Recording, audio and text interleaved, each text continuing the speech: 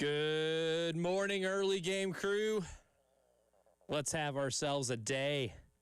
It's the early game. I'm Elijah Campbell. He's Preston Thorne. She's Jen Jensen. And today, we are talking about all kinds of stuff, including tonight's showdown between South Carolina and the defending national champion Florida Gators, which the last time Florida came to CLA, Preston Thorne, en route to their national championship, it was one of only 2 games in which Florida was held under 80 points. The other being a game against Tennessee where they only scored like 49 and inexplicably got manhandled in that game. But the only other time outside of that matchup in Thompson Bowling Arena was when they came to Colonial Life Arena. Now, they did win that game, but they did so by having to come back down double digits with under 10 minutes left. Before we get to all the 4 factors, the analytics, the statistics, the strategy, how we feel about a whiteout? I dig it. It's something to get the crowd more involved. You Does hope it feel the attendance desperate? is good enough. Does it feel desperate? Yes and no. Okay. So I feel like you got to reserve one game a year for something like that. And for those that don't know, they have called for a whiteout in the CLA tonight at 9 o'clock. But that's another story. I guess the whiteout is an attempt to make this a BYE game. Bring your own energy. Okay. Because all right, I get it. So you can, be uniformed with all other fans. And if you're going to pick a game on the schedule, Florida's probably the one to do it. There's some history there. It's the team that just won the national championship. And clearly one of the 15 best teams in college basketball. And if they ever figure out the whole guard play thing, that's a team that can repeat. Okay. I don't know how well the guard play carries them when they get to March. But picking them for it to be the whiteout game, appropriate. Okay. Now does it come off as maybe a little desperate whenever you've had the season that Carolina's had? Yeah, a little bit. But if you're going to do it, I think this is the right game to do it. One to do it. It's this or Kentucky. All right. Because you got to meet force with force. Yes. You got to meet force with force. In this case, it's the actual team. In Kentucky's case, it would be the fan base coming in, Big Blue. Yeah, yes. And I think given the year that you've had, maybe there's a chance that you are outnumbered by Kentucky fans whenever they come into town. But they're not great either this year. No, they are very inconsistent. Kentucky Joe, what's up if you're listening right now? And if Kentucky Joe watched that game against Vanderbilt last night, they got belt to tail in that game. My God, Vanderbilt smacked them last night. And I had the game on mute a little bit, just watching a couple possessions of that game. And it didn't look like Kentucky outnumbered Vanderbilt fans. And I've covered games in that historic gym where Kentucky fans outnumber Vanderbilt fans like 5-1. Well, it just kind of points to what's going on with Vanderbilt's athletic department right now. Oh, they got it cooking. They're on fire. They're cooking. Yeah. Candace Lee. Not cooked. Cooking. She, like Sam Darnold, has revived that athletic department from cooked to cooking. Vandy, from cooked to cooking. They got it going on over there. Maybe that can be kind of copied over here in a way to get that level of enthusiasm. But when it comes to tonight's game, too, my thing is, if you're South Carolina, you got to drag this thing into the deep end. You got to drag Florida into the deep end with you, and you have to establish early on, like, hey, we're not locked in here with you. You're locked in here with us. Absolutely. And maybe the pathway in this game is doing what you thought you were going to be at the beginning of the year and just try to win a 3-point shooting contest, which I know for some Carolina fans, it's like, oh, brother, here we go again. But Florida is the worst 3-point shooting team in the SEC, if you look at what they've done all season long. And I believe that's kind of the case, too, when you look at, like, their SEC-specific numbers, like, just in SEC play. It isn't like Florida's absolutely shooting the lights out from three-point range. They're 14th in league play in three-point shooting at 29%. South Carolina is 7th in the league in three-point shooting at 34%. This is a game where if you protect the paint well enough, and maybe I have no shame in saying maybe you should foul Florida a little bit because they're the 3rd worst team in the SEC in free throw shooting. Shooting is just not their thing. There are no bad fouls tonight. I will say that right now. I will go ahead and establish a rule. Use them up. There are no bad fouls. Kristaps Ndoku, you get in the game, you got 5 fouls. Use every single one of them, brother. Jordan Butler, you get in this game, you got 5 fouls. Use every single one of them, brother. Because all Florida's going to want to do is get inside. They're going to want to get to the basket. They want to, play their big lineup or their bigs play out on the perimeter. They're going to try to backdoor cut themselves into getting layups. Maybe we have to go full 80s here and Bill Lambier this thing. No fly zone, no easy buckets. No fly zone. If you're going to beat us, you're going to have to beat us shooting jump shots. I agree everything you're saying with that, and that all makes sense. My only issue with that strategy is that a light switch that you can just flip on? Maybe for a night. Is that what you're gonna? Yeah. Hey, listen. This is what it has to be tonight, because it seems like when you're talking that type of strategy, those type of characteristics are things that are built throughout a season, right? Or they're innate. I don't know if that's innate. Nature, nurture, right? Yeah. But I don't know if you just turn into like a junkyard dog all of a sudden. It's possible, but that would be my only concern is like if this is what is needed to be done, you're going to have to turn yourself into something that maybe you don't see yourself being. Because when I look at this roster, and I've watched a really solid amount of ball this year with this roster, I'm not sure who I see being that person. The person that's going to maybe play to the echo of the whistle. The person that's maybe going to be getting on the floor extra. And when I dive on the floor, I just happened to run up on your leg too. Yeah. Like that guy. Or, like the guy that... War to the floor guys. Yeah, war to the floor type of dudes. I haven't seen a lot of that this year. And so being able to turn yourself into that in one game, I think that is a pathway to success. My question is, can they get that done? That's a big question. That's the question. And that is an incredibly fair question, too, is look, we can sit here and look and say, okay, well, here's a way that you can make this happen. Going out there and executing it against one of the more well-coached teams in college basketball is going to be a lot harder. Do you have it in you? Yeah, that's a big question for tonight. Do you have that dog in you? Because you're not beating this team if you don't got that in you.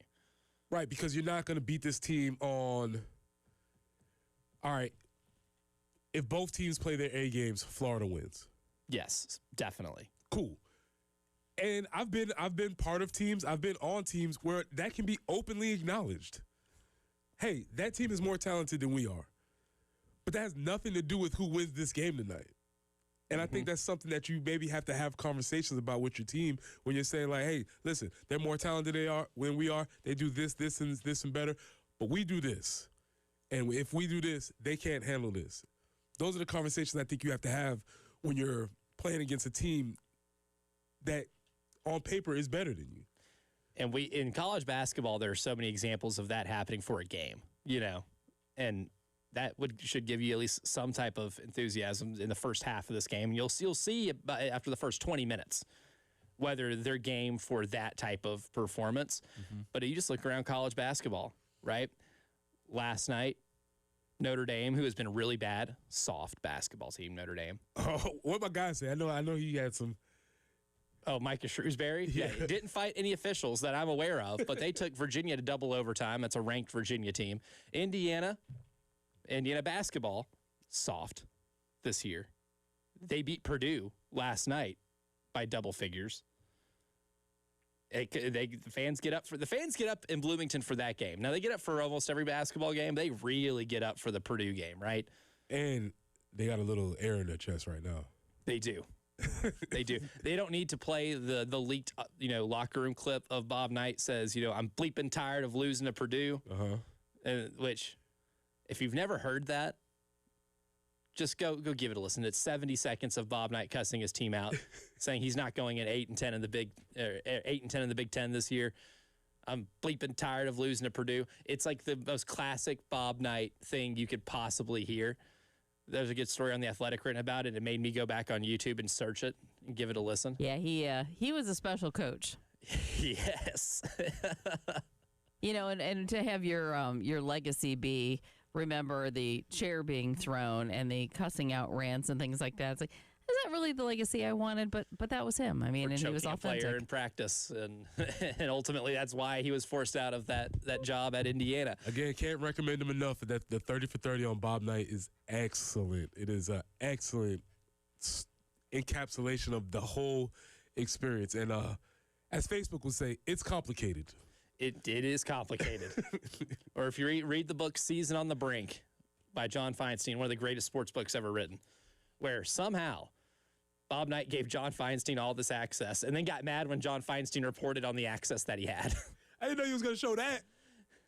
I didn't know you were going to say everything that happened. Yeah, well, yeah, that's, I am an author. It's always funny, whether it be Bob Knight or the dudes from Friday Night Lights that were mad at the author. It's like, well, you invited him here.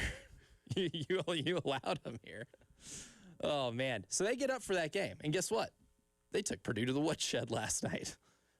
It can happen in college hoops. And if it can happen there, why can't it happen here? And for me, the only pathway that you have to win this game tonight is if you just really drag this sucker to the deep end. It's a 63 possession game, making both teams kind of milk the shot clock a lot, and then getting a 3-point shooting contest. You're at home, so maybe you can win that 3-point shooting contest. You are shooting better in SEC play. They did shoot 36% from three on the road at Texas A&M. They just didn't hit 17 threes like Texas A&M did. But Florida's not going to do the Texas A&M thing. Now, they will try to get out in transition. They do rely a lot on transition baskets. So when the shot goes up, if you don't got that rebound, there better be some tail being busted getting back on the other end of the floor to avoid that sort of thing. And if Todd Golden breaks out a press, don't be surprised, because that's what he did last year when they got down double figures. You got to be able to handle it. Now, when you say 3-point shooting contest, that does not mean Michi launching from the logo. Especially 5 seconds into the shot clock. That's not what we're saying. No. Okay, so let's eliminate that. Work the ball around, get good ones, because it's going to be hard. We talked about how good at least this team's spacing has been to be able to get good enough 2-point looks to have a high 2-point percentage. Probably not going to have those opportunities tonight. Not with Florida's bigs. Ruben Chinyulu, one of the better shot blockers in basketball. He can recover really well. Alex Condon, great size, great shot blocker. Thomas Houck, great size, great shot blocker, especially for the position that they play him at, because they play him pretty much like a small forward. He's like a 6'8" small forward. They're going to play big, and they are going to protect the paint. That's one of the things that Florida does incredibly well. I think in SEC play, their opponents are shooting 48% from two, and that is by design. But if you're able to work the ball around, get a high-quality look, maybe use 20 seconds of the shot clock, slow the game down, then you can get the type of game that you're comfortable playing, that Lamont Paris coach teams are comfortable playing, and that's one that you could possibly pull out. What's the ideal score for the game tonight? You want this sucker in the 60s. 60s. Yeah. Because then that insinuates a 1 point per possession, at least, offensive performance from you, and that insinuates that you have dictated the tempo a little bit. So if both these teams are in the 60s, I think you have a shot. If it's a race to 70 and Florida gets to 70 first, I don't feel great about it. You got to pull the sucker into the deep end. But when you look at the scope of the SEC too, I think a lot of people would say South Carolina is the toughest job in the SEC, or one of them. Now, the Field of 68's done a really cool thing this year where they have polled different coaches to rank the jobs in their conferences. The Big Tens was earlier this week, so the SECs will come out soon. I have a hypothesis that South Carolina is going to be near the bottom, if not the bottom, in terms of toughest jobs in the SEC in men's basketball.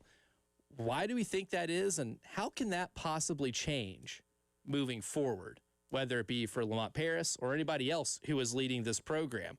We'll try to get to the bottom of that and see what can happen with this basketball program to get them to where we all want them to be coming up next year in the early game.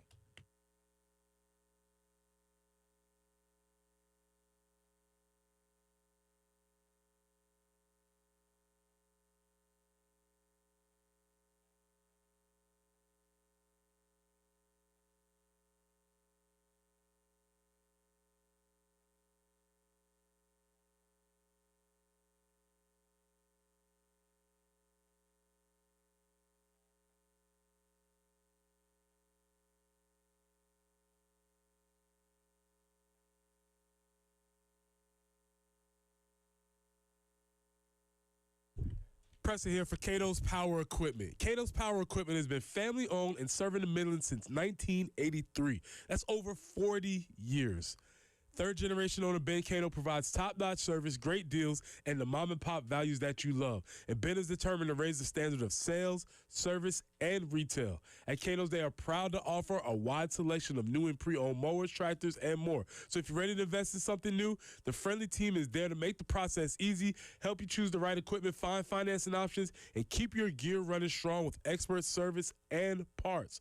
Whether you're a weekend warrior or a seasoned landscaping pro, Cato's has you covered with a huge selection of new and pre-owned mowers, powerful tractors, and everything you need. So swing by Cato's Power Equipment today or call them at 803-254-3711. That's Cato's Power Equipment at 803-254-3711.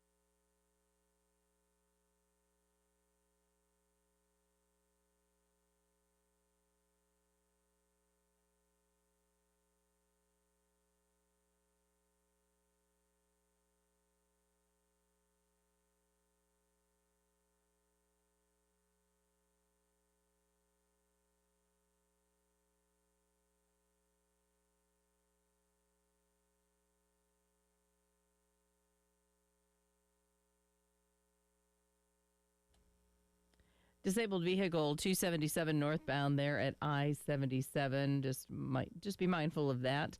No other accidents to report at this time. 50 for the high today, overnight low of 27.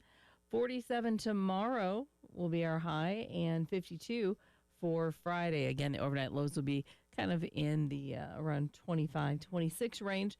Come Saturday, there is a chance that we could see some light snow. Temperatures way lower for sure, obviously. 31 for the high, and the overnight low Saturday night, 17. So, a little brisk weather coming up, and maybe some wintry mixes as well. 28 currently on 107.5 The Game.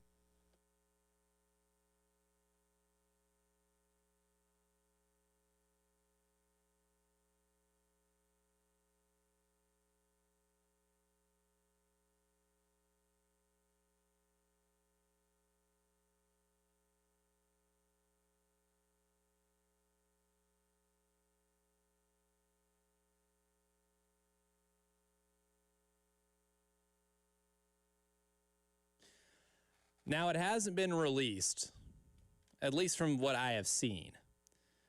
But the Field of 68, which is a really good media company that does college basketball coverage, men's and women's, they've been doing a series this year where they have polled coaches in each conference, and they've been asking these coaches to rank the jobs in their conference. Also, correction from earlier, Indiana won by 5. I read it this morning as 72 to 57, not 72 to 67. Correction. But back to regular scheduled programming. When it comes to ranking the jobs, obviously in like environment, program history, a lot of those things come into it. But for example, the Big Ten came out earlier this week. The SEC's turn is coming up. And I like looking at these just to see what other people think, what other coaches in that league think are the most coveted jobs in that league and which ones are the worst, right? The Big Ten, for example, Michigan has been voted the best job in the league, Indiana 2, Michigan State 3. And then at the bottom is Penn State. Penn State and Rutgers are pretty far below on that totem pole in terms of just the job. I have a hypothesis here that when the SEC's comes out, South Carolina might be voted as the bottom, or at least in the bottom 3. I think bottom 3 is all but guaranteed. But why is this such a non-coveted job in the SEC?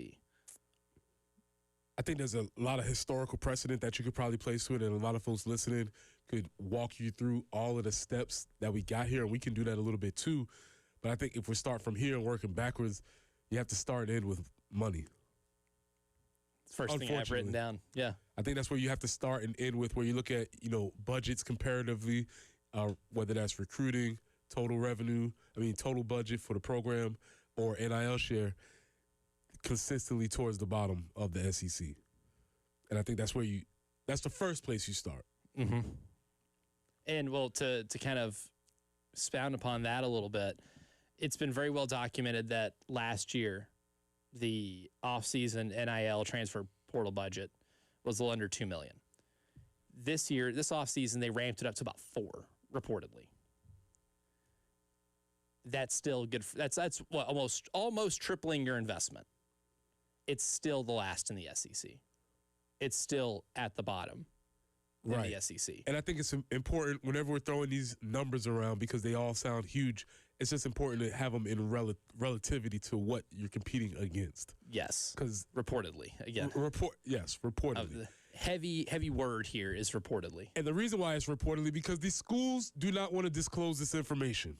No. I want to make sure we're clear on that. It's not because of anything else except the schools do not want to disclose this information. They don't want employees. They don't want to disclose their financial information. So let's make sure we're clear on why we don't have exact numbers on that. But continuing, even though they are a government institution and the government is required to have transparency amongst them, but we're not going to get into that. You should be subject to some type of FOIA request. We're not going to get into that. Not right now. And if you want to put it in comparison as to who the top teams in the SEC in spending are, Kentucky reportedly spent $22 million on the basketball roster this year. That's a large gap between first and last in the league. And if that's your investment in the sport compared to somebody else's investment, then it's hard to even expect for you to be at the top. Now, does investment automatically equal success? No, because Kentucky at times has looked good this year. At times has looked really bad. Again, they just got their butts handed to them at Vanderbilt last night. And Vanderbilt has committed a lot of money to college basketball, or to the basketball program, men's and women's, and they're getting really good results. Kentucky did more investment in this men's basketball program than anyone in the country almost. And it's not working out right now. You still got to be able to get the right pieces. You got to be able to not just invest in the roster, but get the right players in, right? You can overplay for players that are not good fits for your scheme. And I think a lot of Kentucky's issues are schematic fits or lack thereof that have kind of derailed parts of their season. You know what I'm hearing as you keep having this conversation about a traditional bottom dweller who doesn't have a lot of investment in the program. Oh, I win. Google me. We just saw it happen. It can happen. It certainly can happen in modern college athletics. In a sport where I would say the top is way farther than the bottom, I think, at least, in football than it is in basketball. Because I feel like in basketball, you can have a transformative player that can change things, change the temperature of the room pretty quickly.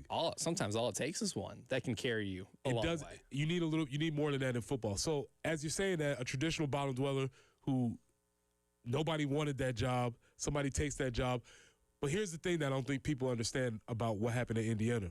There was a significant increase in investment, not to the top levels, but when Kirsinetti did come in, they increased their investment in that program. And then to build on that second point that you made, he brought in guys that he knew could run his system. Mm-hmm. And they did it. And they played with discipline and they executed and all those types of things. So even though we centered the conversation on could this happen in football, everybody else has to still be looking around at that same type of turnaround. That it can happen in basketball, especially if you get that dude, right? If you find somebody you can invest a lot of money in basketball, one player that's averaging 20-plus points a game could at least get you to 7 or 8 wins in league play, or the required wins needed to get into the NCAA tournament. And here's the thing about basketball, too. In college football, the money you get from playing in the CFP is pretty big. And, of course, it is still shared with the rest of your conference unless you're in the ACC, which is why Miami just pocketed a lot of money this past year. But the NCAA tournament money is almost needed, right? You miss out on it, you keep falling behind. But you don't have to get to the Final Four to get enough money for it to be a real boost. You can just appear in 2 games, right? That's being one of the final 32 teams playing in college basketball, and you can get a substantial amount of money. It could be a significant financial boost. That will help with the investment, because that money you get, you can reinvest into the basketball program. My thing is with South Carolina in basketball, if you look historically, there are not a lot of repeated successes. Bang. That's the big thing, is you may have a year like 2017 where you get to the Final Four, but you don't capitalize on it.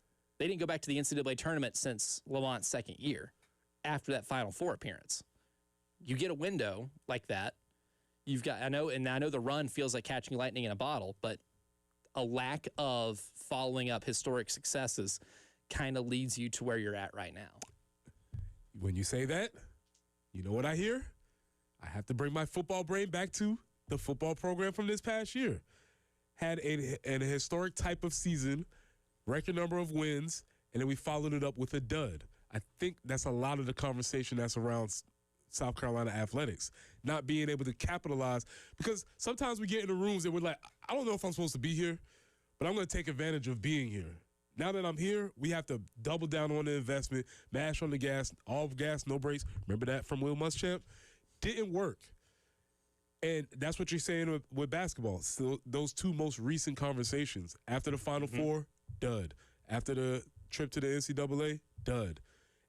And that was because there were several reasons with Frank Martin. You can get into all the different things that happened, but it happened. And then for Lamont, they just didn't follow it up with an investment. They were like, oh, that was cool. What you got for your next trick, Lamont? And we have it. It's like sitting there in a magic show, like, oh, cool, do it again. Do one cooler. Do one cooler. I ain't got it. Right. That was it. That was the grand finale. That was the show. I got nothing else. Like a comedian going up on stage and you tell your best joke first and the room is dying. And they're waiting for something else. And you're like, I got knock-knock jokes for you. Do I break out the watermelon and start smashing it? I don't know. I got nothing left. But coming up next, Greg Sankey spoke earlier this week about the decisions and going inside the decisions when it comes to the college football playoff. We'll hear what Greg had to say coming up next.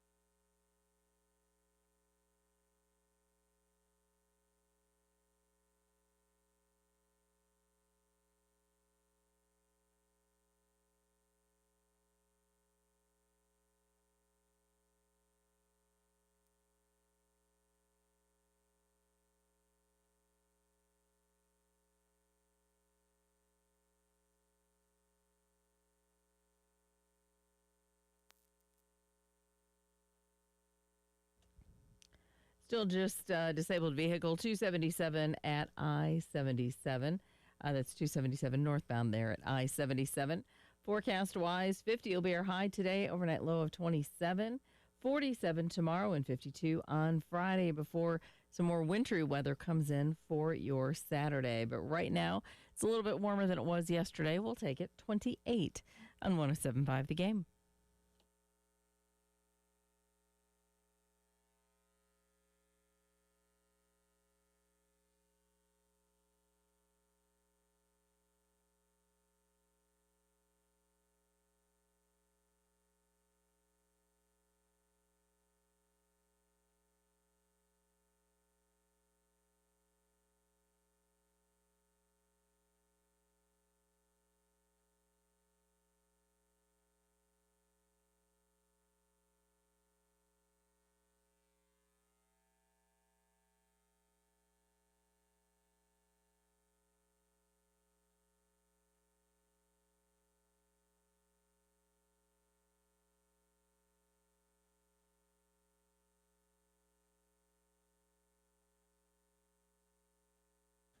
Not to sound like Hamilton, but I am curious to know about what, or what it's like being in the room where it happened.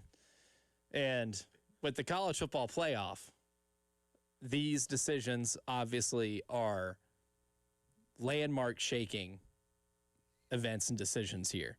It's the future of the sport, right? How long are we staying at 12? We know we're going to be at 12 next year, and this is going to be like a year-by-year thing. But we have two conferences within the SEC and Big Ten that will always have naturally conflicting interests and are always going to be differing on how they want this format to look. And that's why we're staying at 12. I think for the best, right? I've really enjoyed the 12-team college football playoff format. I don't love the new addendums that have been kind of sitting and waiting from last year to this year to take effect, like automatic qualifiers for conference champions, given what we saw this year. I think that played out the way it probably should have, because Duke has no business being in the college football playoff. But we were the champions. We were champions in our 18-team league where we don't get to play everybody, and we play less than half of our league, and we were able to get into the conference championship game with 5 losses, and we pulled out a upset win in the conference title game. We're one of the best 12 teams in America. But the SEC is cool with it being at 12. The Big Ten wants to expand it. The SEC is cool with not having a bunch of automatic qualifiers. The Big Ten wants everybody to have them in the SEC to have 4 of them.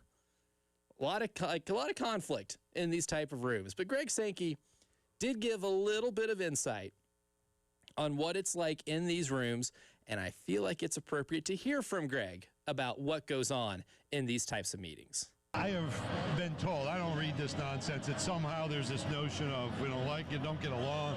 I have a great deal of respect for my colleagues, all of them. Yeah. And Tony and I in particular, excuse me, we spoke twice last week. We'll speak again this week. We're working on collaborative problem solving. And if we don't agree, that's okay. Mm-hmm. The 12-team playoff has produced something through the month of December into January. So now it's fascinating to see the narrative. Oh, it's too late. There's nobody in this stadium who thinks this is too late in January. There's nobody on these teams, and particularly Miami. If we were at 4, they wouldn't be here. Right. The format would have determined that. So we expanded. You knew you needed some more time. You're trying to respect traditions while doing something new and innovative. And so we talked through those issues. Do we always agree? No. Does that mean we just go our own ways and we never speak or try to solve problems? Absolutely not. And I think there's a lot of respect in the room, but there are different views. And working through that might be on someone else's deadline that doesn't work with the needs, but we'll keep trying. Now, do I believe that him and Tony Petitti hate each other? No. I don't think anybody actually believes that, Greg. But are you guys business competitors? Yes. I have a lot of respect, and I want to take all his money. Yeah. You can respect your business competitor and still want to squash them. That's like athletic competitive. I respect you. I still want to get the best of you. Yeah. I still want to beat you. Like, that obviously still exists. Right. And I do like the point that he made, saying, hey, look at this format right now. If we were in the old format, Miami's not playing in this. Miami has no complaints about expanding the playoff. And I think that's one of the reasons why Miami making the national title game was so important, because it showed the necessity of having a 12-team format. The same reason why I think Ohio State beating Alabama on New Year's Day in 2015 was so important, because it showed the necessity of having an actual playoff as opposed to just two teams playing at the very end of the season. All that can be true, but I think there's maybe a little more business friction than he leads on, because I know how it's, I think, very well reported how the Big Ten wants to expand this thing. And I do think it's in the best interest of the SEC to keep it where it's at, because you can hoard more of the money. You just need your teams to participate better than they have participated in the first 2 years of this format. You got the most teams in this year, but you didn't get one in the championship game. Again. I think Greg's banking on them having that be the norm as opposed to an outlier. But what he can't bank on being an outlier is, once again, not making your way to the national championship game. He also stated that nobody in the stadium feels like it's too late. And I don't know if that's true, Gray. That's not true. We're here, but that don't mean we don't have objections. And that don't mean that a lot of people don't think. And this year, I felt better this year. Last year, I was done. I was like, I can't. I'm call it CFP'd out. I'm done. This year, I felt better. Maybe it was because the narratives were more intriguing this year. I don't know what it was, but I felt better. Or maybe I'm just getting conditioned to more games. I don't know. But the idea of there being these two competing entities is kind of the whole problem here, because they keep pointing towards, we're going to go to an NFL model. We're going to go to well, you know what the NFL teams don't have? They don't have autonomy to make their own decisions, because they make those at the central office. Yes. And it would be nice if we had, a governing body that was in charge of college athletics that could make some decisions for the betterment of the game. It would be cool if we had one of those, wouldn't it? Would be nice. Instead of this playoff entity that is represented by different conferences and with all conflicting interests and that are competitors, right?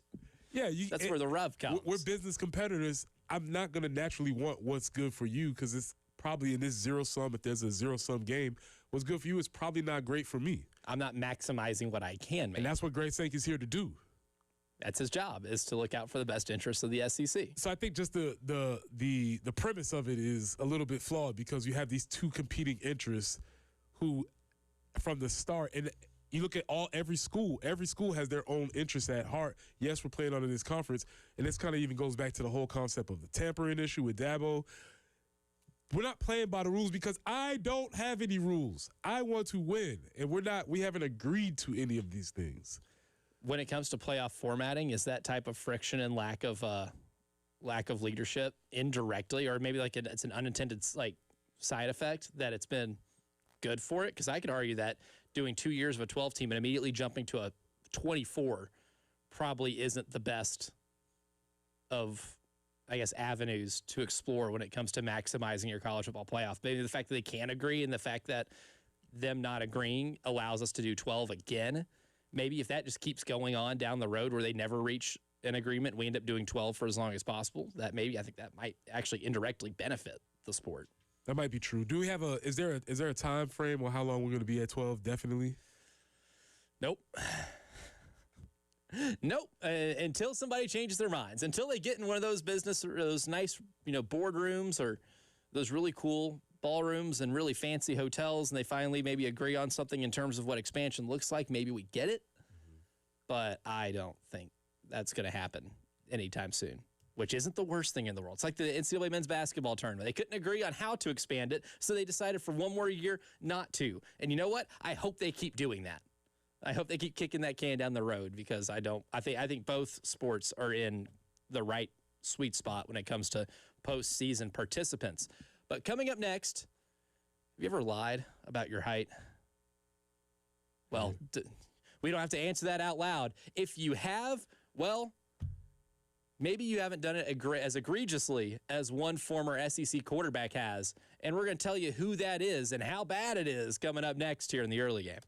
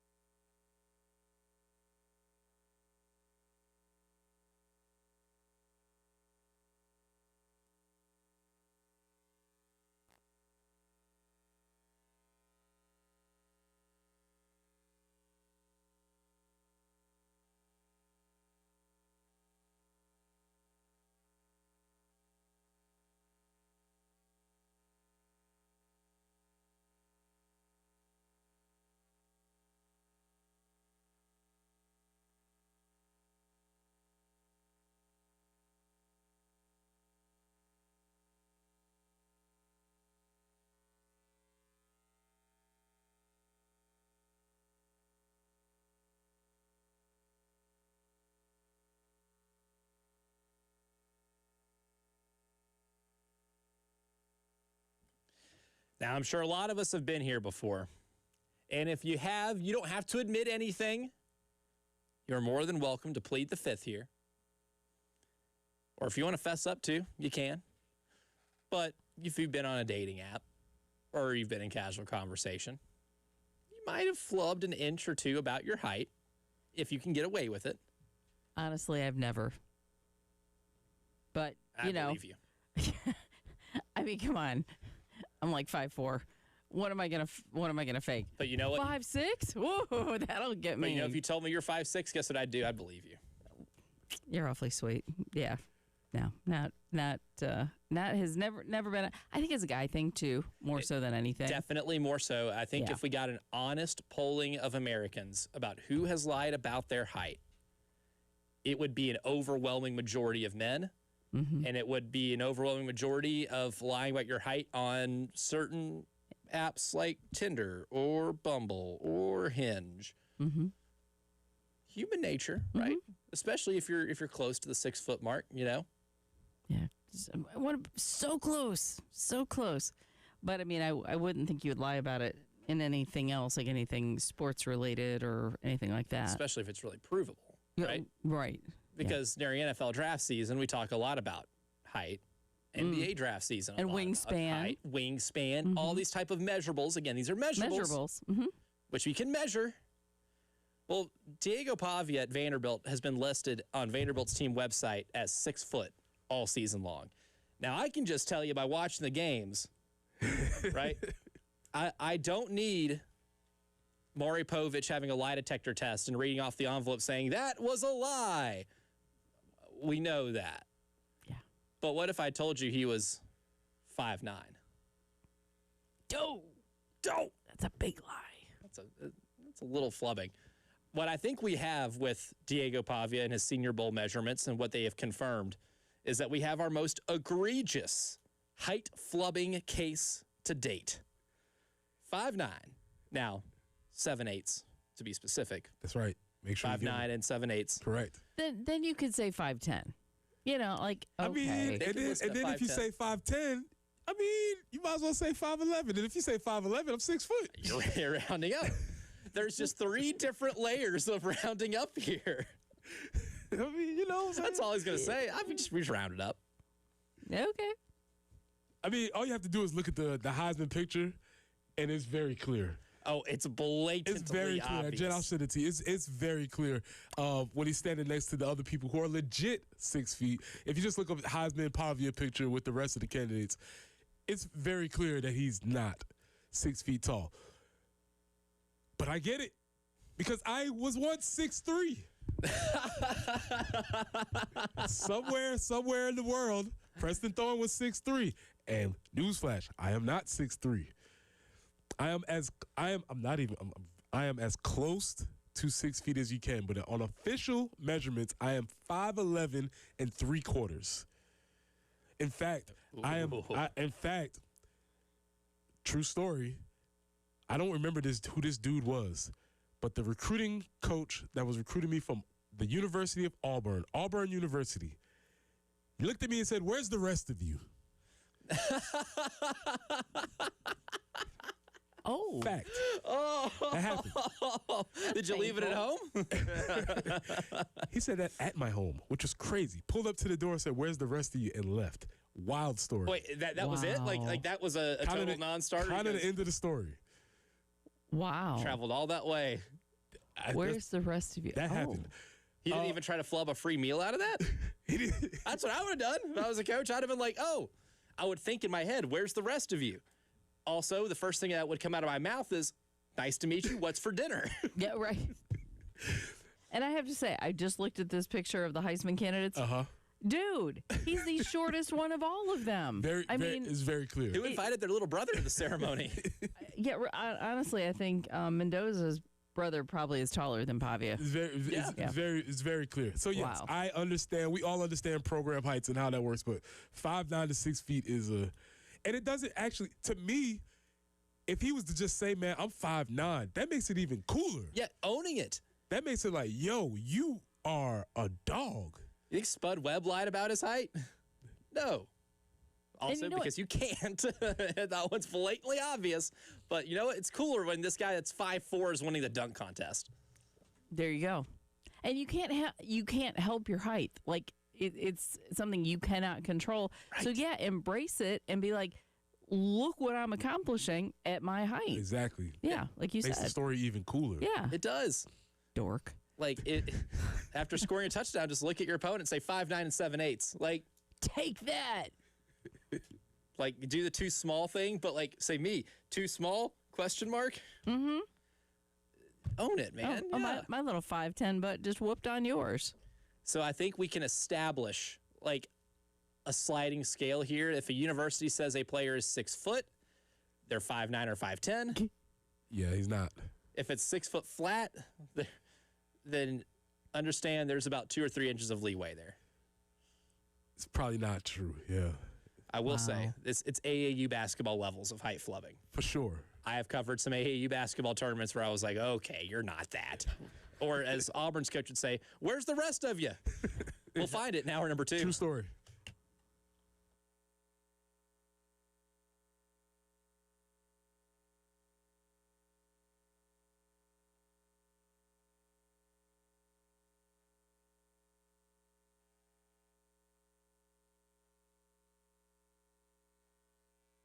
Press here for our friends at Integrated Media. Listen, we've been trying to tell you all this time that you need to get your outdoor setup ready. So what are you waiting for?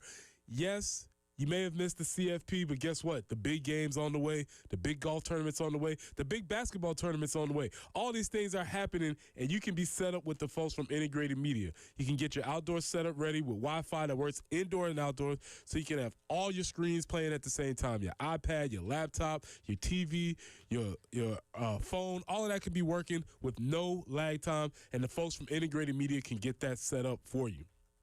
So call Nathan and Michael at 803-948-8327. That's 803-948-8327. Or you can reach them online at integratedmediainc.com. That's online at integratedmediainc.com.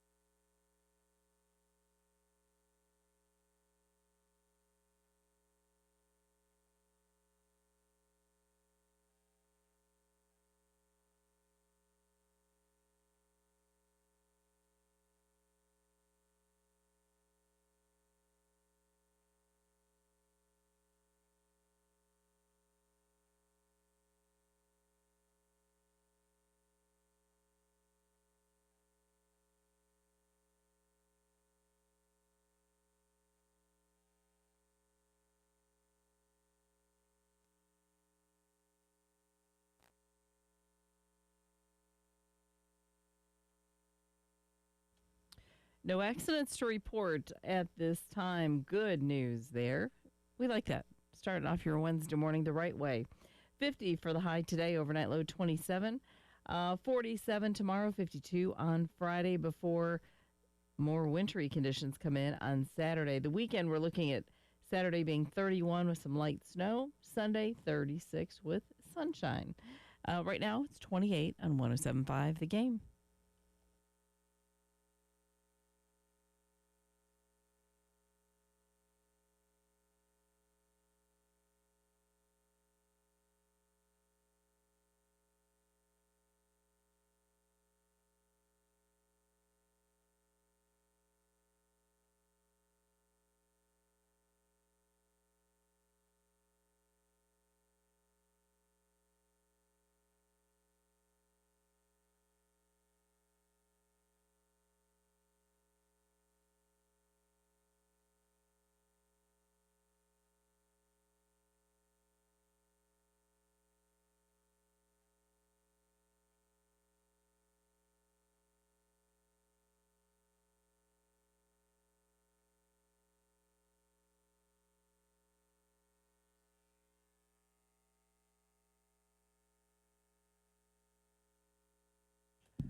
Hour number 2 of the early game starts right now. I'm Elijah Campbell. He's Preston Thorne. She's Jen Jensen. And they're in the next segment for the morning meeting. It's going to be Jen Jensen's time to shine as our resident expert in hijinks and tomfoolery, because there's a certain sector of fans of a college sports program on Twitter, multiple college sports programs, that may be up to one of the funniest pieces of hijinks yet until, well, one of the subjects of the hijinks decided to intervene. I look forward to this. It's going to be fun. That's coming up in the morning meeting. But right now, there was a really interesting piece in The Athletic by Seth Emerson. Before we get there, anybody texted about any height foibles? Oh, I'm glad you brought that up. Yes. Now, I know all y'all aren't truthful out there.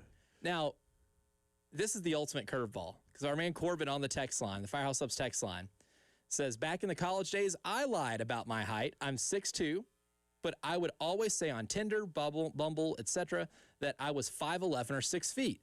That way, I looked humble, just for the first date surprise of being taller. Chess, not checkers, fellas. Good call. It's a good call. They're expecting you to be this, and they're like, oh, okay. It's a pleasant surprise, right? Because if you lie about it being taller and then you see them on the first date, like if Diego Pavia put on his Tinder profile that he was 6 foot tall and you see him in person, he's clearly not, you feel insulted. We started this off on a bad note already. Right? This relationship is already built upon a foundation of fibs. Mm-hmm.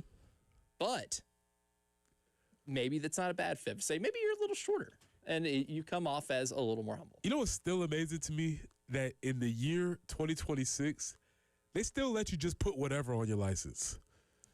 They do. There's no fact checking. It's like, how much do you weigh? I don't know. How much do I want to weigh today? And you just write it down, and it's just there. That's so wild to me. There's no scale. There's no height requirement. You just write down what if you think you were your goal weight. You could just, I don't know. I think that's amazing. It is amazing how that's just also just not checked when like IDs are looked at. Can confirm statute of limitations has to be over by now. It's been over 10 years.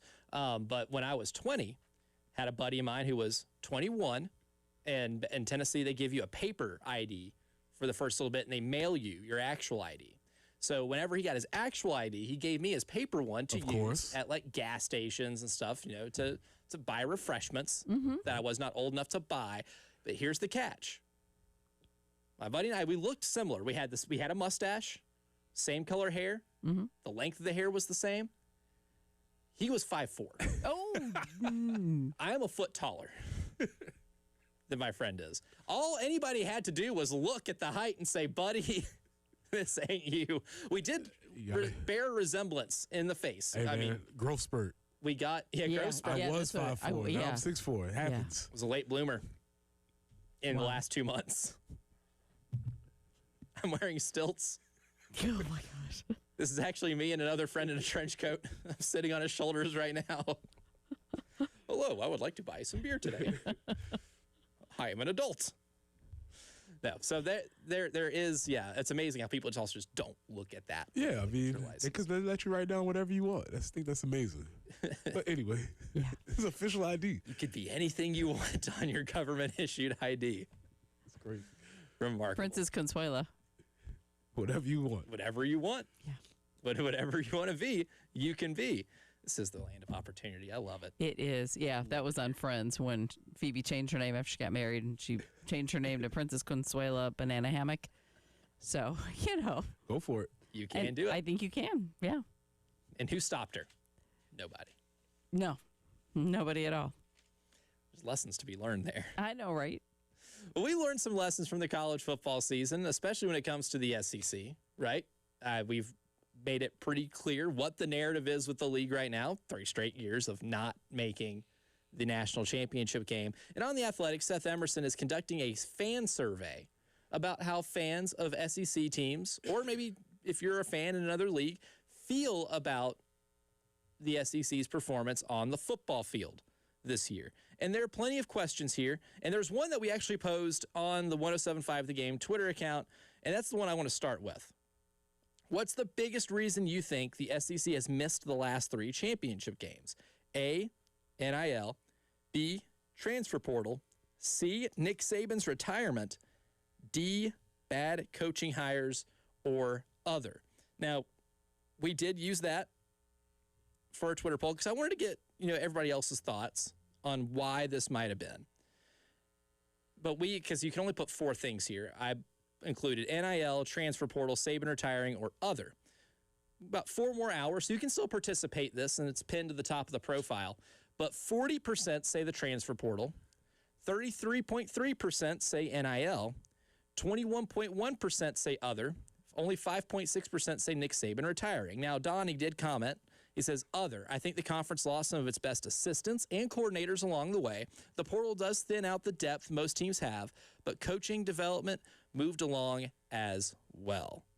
And then CD Rounds says, other teams have coaches and players also. Also a good point, right? I think there's an element to everybody kind of getting a little better.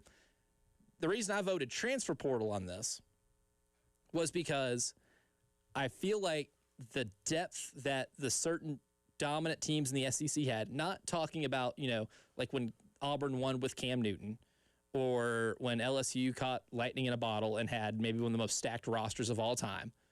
Who knows what would happen if Justin Jefferson or Jamar Chase went down with an injury early in the season and didn't get to play at the end, what that could have looked like. But when you look at the traditional Alabama champions or Georgia when they went back-to-back, there was a level of depth there of guys who might have or who were waiting their time to eventually be starters. Because the transfer portal, if you don't think you're going to be a starter for the next year, you can go somewhere where you can play right away. And if you are still that good, you then get to reach your potential a little bit better. It's added another element of recruiting that isn't monopolized by a single conference. Because we talk about high school recruiting every year, and this is still the same now. You look at the top 20 teams in high school recruiting on a year in, year out basis, you're getting 3/4 of that list being SEC teams. You can be, like South Carolina, a top 20 recruiting class and constantly have top 20 recruiting classes, but that still puts you at like 7th or 8th in the SEC, right? Or even in some instances lower. Yep.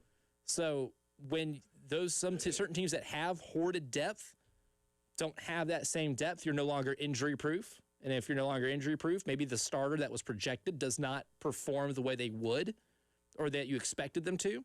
And then when you have to rely on somebody behind them to try to get a spark or something, you're not getting it in the same way that you traditionally have.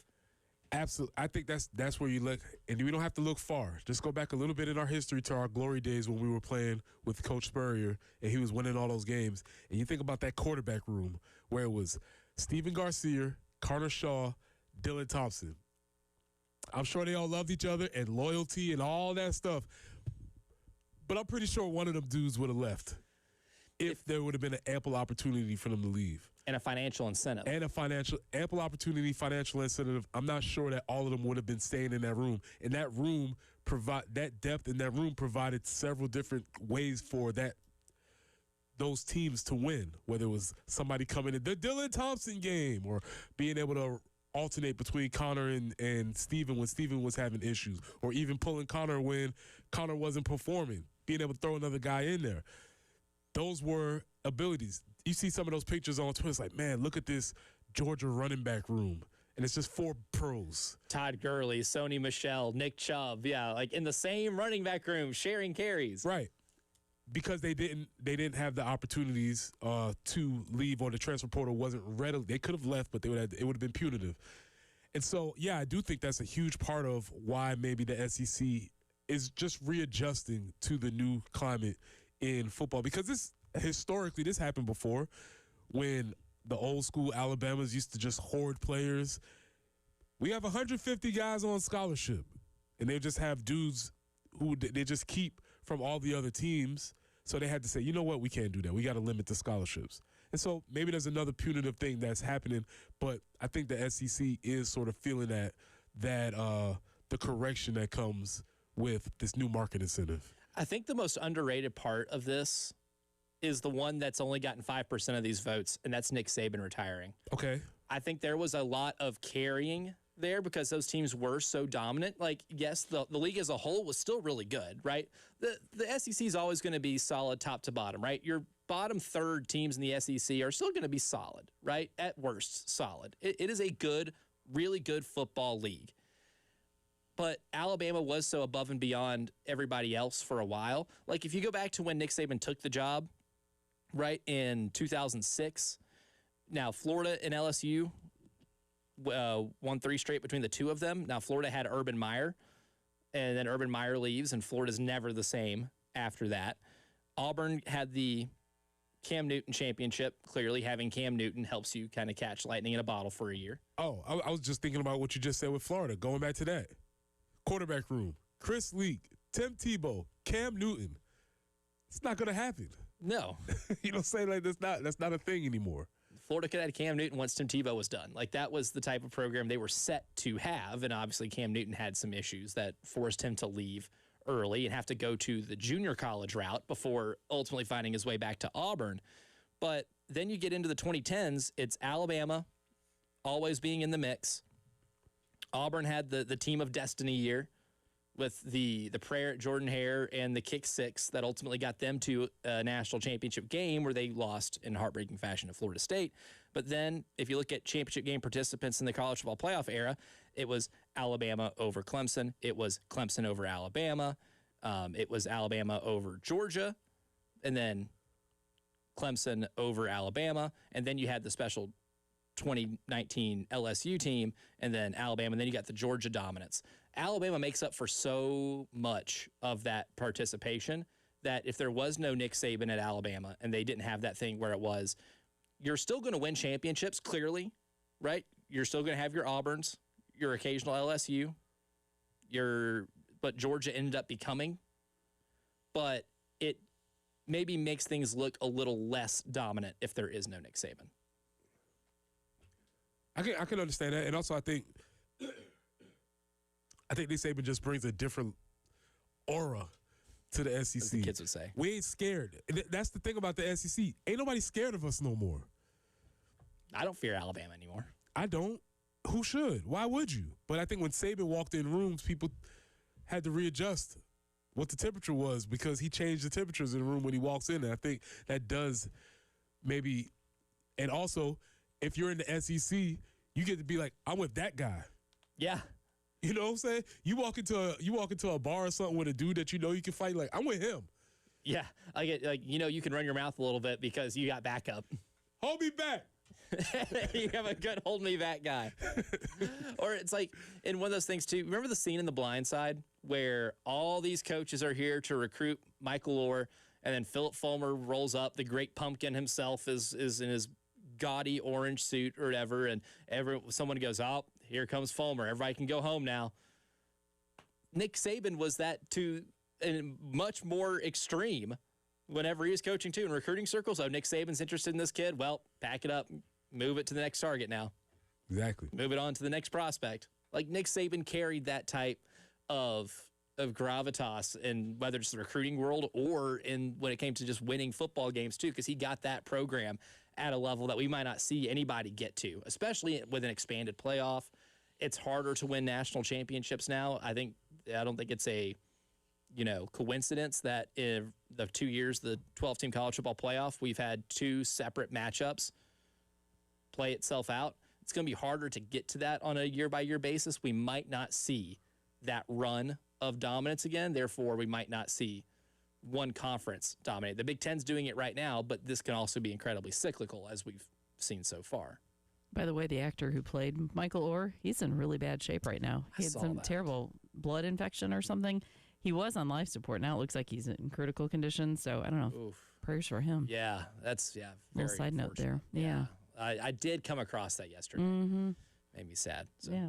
Certainly thinking of him. But coming up next, we'll bring in Jen Jensen to grade out hijinks and tomfoolery, because there's one fan base that normally has a rightfully earned bad rap, but maybe they're on to something in terms of the college sports prank of the century. We'll talk about that next on the morning meeting.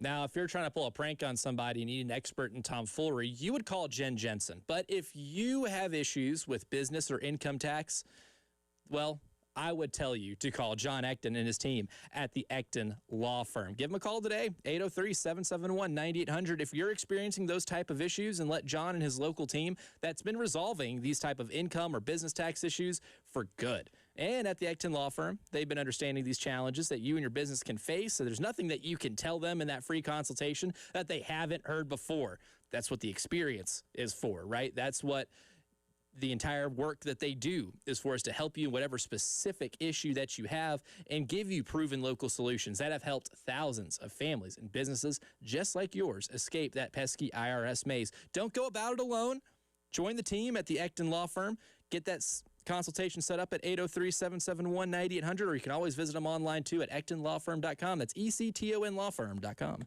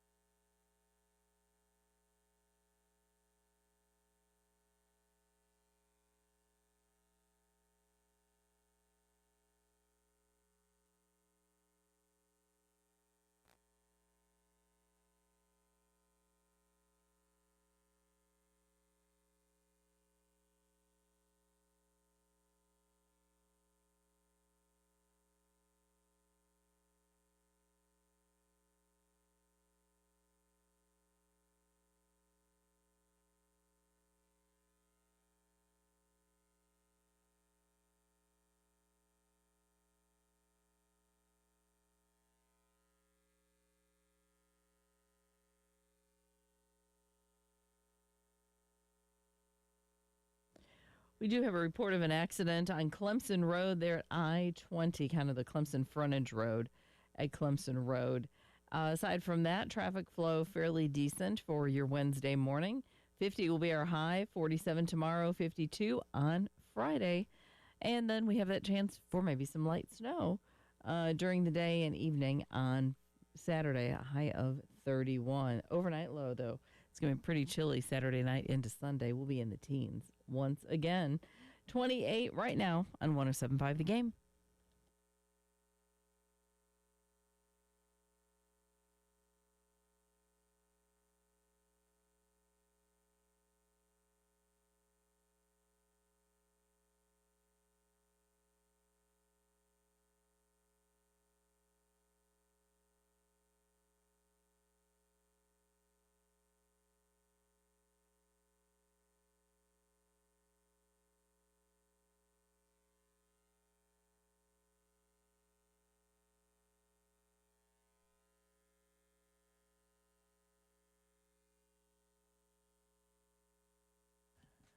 Oh, man, there's nothing we love more on this program than hijinks. And there's a certain fan bases. I don't want to just give credit to one because it is a collection of them that might have been onto something in terms of the best prank you can play in college sports. And that is we're going to get Jen Jensen's thoughts on here for the morning meeting. Good morning. Good morning. Repeat after me. Today will be an awesome day. Let's go.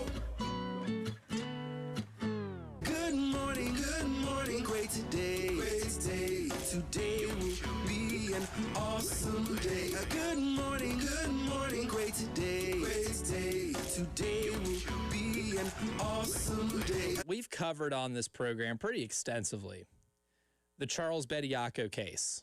Alabama center who played at Alabama all the way up till 2023, signed away the final years of his eligibility to pursue a gig in the NBA.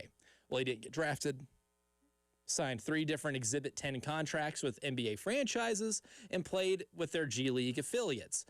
And then, as most of you know, this past week, he decided to come back to school. Alabama sued the NCAA. They got a TRO to allow him to play until his hearing. Well, that hearing just got pushed back a little bit further because of the availability of the NCAA's attorneys. Kind of busy. Keep milking those hours, baby. Yeah, I'm thinking they probably could hire a few more. They probably could, as if they're not spending enough on this. Yeah. But some fan originally started on Vol Twitter, and then Auburn Twitter kind of got in on it too, because the enemy of my enemy is my friend, I guess, in this situation, where one person suggested that everybody should vote for Charles Bediako to go to the G League All-Star game. Because if he's allowed to play the rest of the year in college basketball and he gets voted as an all-star starter, does he have to leave and participate in the G League All-Star Showcase? And when you look at the comments of that initial tweet where the person also put the link in there, I'm telling you, there were hundreds of screenshots of people casting their vote for Charles Bediako to be the starting center in the G League's Exhibition All-Star game. I think that's great. Solid prank. Fun. My mind just goes straight to whatever poor intern is running the accounting for the G League All-Star voting. And he's like, I don't know what's happening. I got to go tell somebody something is happening. Because it's one thing, right, if it's like an NBA All-Star game, right? Is he going to get more votes than Nikola Jokic? No. Or LeBron James? Or Luka Doncic? No. But in the G League, how many people are voting? How many sickos out there are voting for G League All-Stars? There are dozens. Dozens.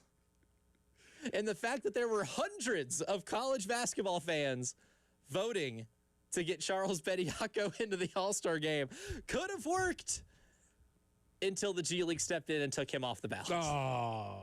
No fun. Sorry, G No League, fun I didn't take you for the fun police. We have an upstanding organization to run here in the G League. We have standards here. Right. Like letting our players go back and play college basketball. And do really well because he scored, 13 points or something like that? Yeah, I don't think he missed a shot Okay. either, which I think most of his shots were dunks. But he did play really well against Tennessee. Okay. But ball don't lie. They didn't win.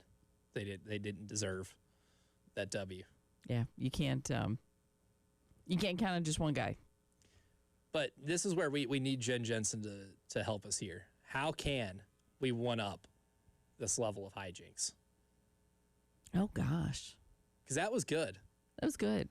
I think, and it's hard to be stealth because to me, part of a good prank is you don't know what happens until it happens. Until it happens. You know, Discretion. Yes, there's been a few that I've done where, they had no idea until they came in to produce a morning show and found that I had changed the doorknob out, and then I put them on a scavenger hunt to find the key, which was frozen in ice in the freezer. Okay. All right. So again, things that weren't expected. Yes. Well, I don't know.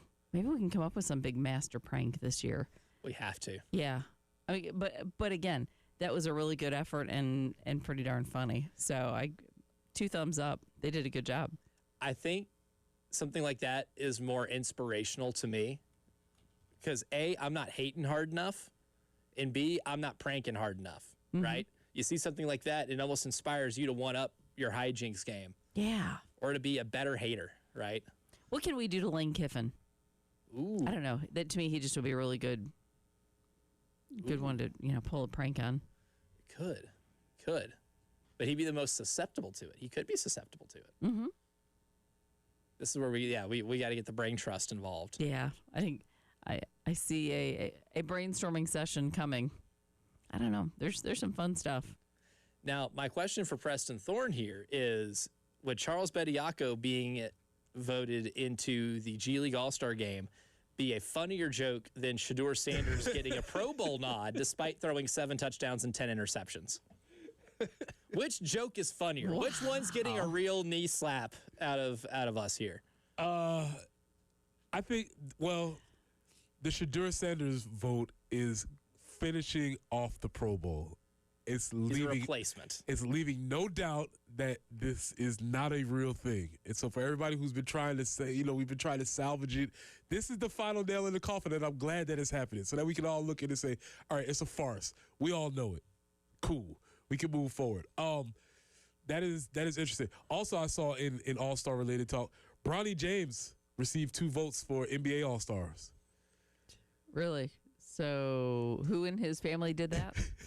Well, I think we can figure out one. Yeah. I want to know where the other one came from. Do you have a girlfriend? Are their last names James too? Yeah. Did somebody think that Bronny James was LeBron James? They couldn't find LeBron James, and they there found you go. that. That's what it was. Let me be very specific. 2 player votes. Oh. Not popular votes, 2 player votes. Well, I know which. I know got one one. of them. Yeah. The mystery is who's the other. Who's the other one? Yeah, and which friend of his that plays basketball now has a new car, or has had some really fancy dinners or something? Because no. Which Laker bench warmer is now starting to maybe see more playing time, or maybe Jackson Hayes? Maybe is it Jackson Hayes get a little more playing time now? I don't know. Is there a G League call up from the South Bay Lakers that is now that was given a vote? Again, But you mean no coach voted? I'm shocked. Yeah, no, this wasn't about the coaches' votes, but players' votes. But continuing on that trend, 50 players in the NBA received 1 vote. Player vote. I want to know what the most absurd one outside of Bronny James is. How can we find out? So so yes, I am glad we are finally dispelling with the idea that the All-Star game is something to be held sacred, because it's not. No. Now I think we get to the point when it comes to Hall of Fame resumes, we shouldn't discuss Pro Bowls or All-Stars. That should be a total non-starter at that point. Remind you, if you go to Tyler Huntley's football reference page, it does say one-time Pro Bowler. And for Shedeur Sanders, it will say one-time Pro Bowler. Pro Bowler, baby. I think we can dispel that one pretty quick. You could even say that certain all-star games and voting systems are exactly who we thought they were. Well, there are plenty of people in sports who are getting Denny Green awards. We'll give out ours coming up next here in the early game.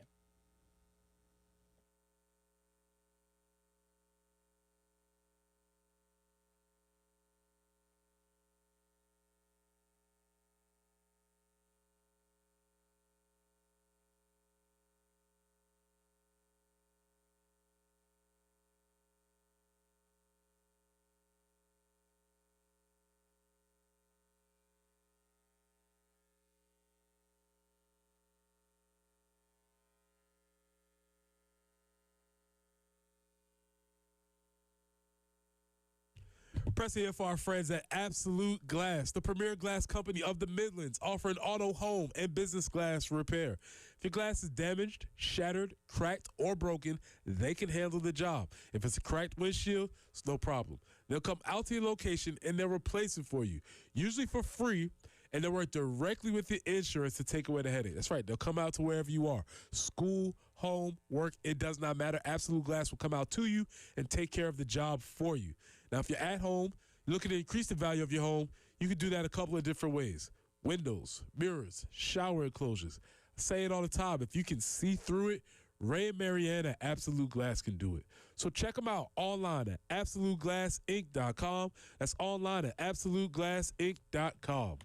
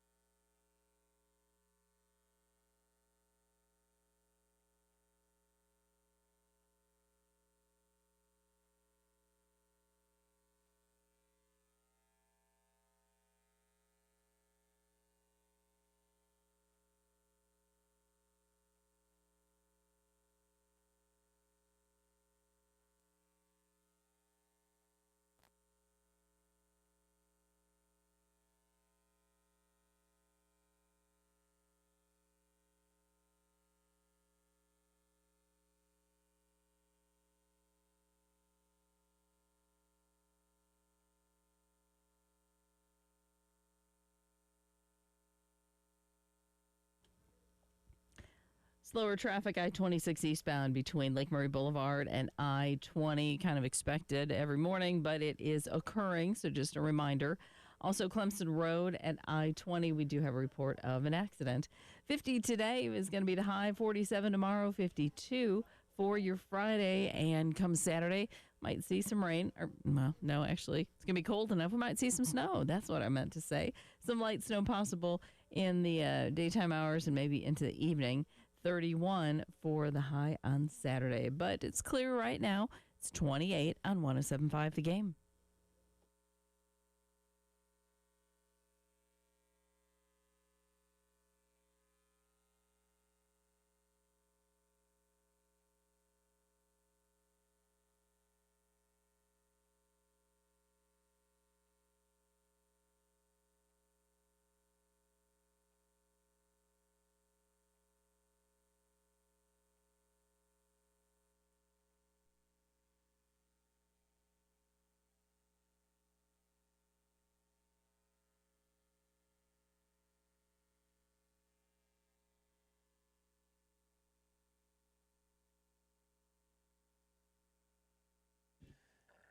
It's time to give out some awards. The Denny Green Awards. Because if Denny Green taught you anything, it's not how to be the head coach of the Minnesota Vikings or the Arizona Cardinals. But it says sometimes they are exactly who we thought they were. And I think I want to give one out to the Pro Bowl because that's just picking up where we left off. The Pro Bowl has become completely unserious. It's been for a while, right? It's an exhibition football game. Even when they were still playing in pads and they were still tackling each other, I never watched the Pro Bowl because I wanted a serious football game. I wanted to see some hijinks ensue, or maybe see Peyton Manning call his kicker an idiot on live television, right? If we think about the coolest Pro Bowl moments, we think of poor Brian Moorman, the former Bills punter, getting absolutely leveled by Sean Taylor. That was the end. That might have been the beginning of the end of the Pro Bowl. That's what we said. All right, we're having too much fun here. Call it up. If you haven't seen it, just YouTube it, man. Just YouTube it. The AFC tries to fake a punt, and Brian Moorman's running out towards the sideline, and Sean Taylor comes out of nowhere. It hits that man harder than I guarantee you he has ever been hit before in his life. That was it. They were like, we can't do this anymore.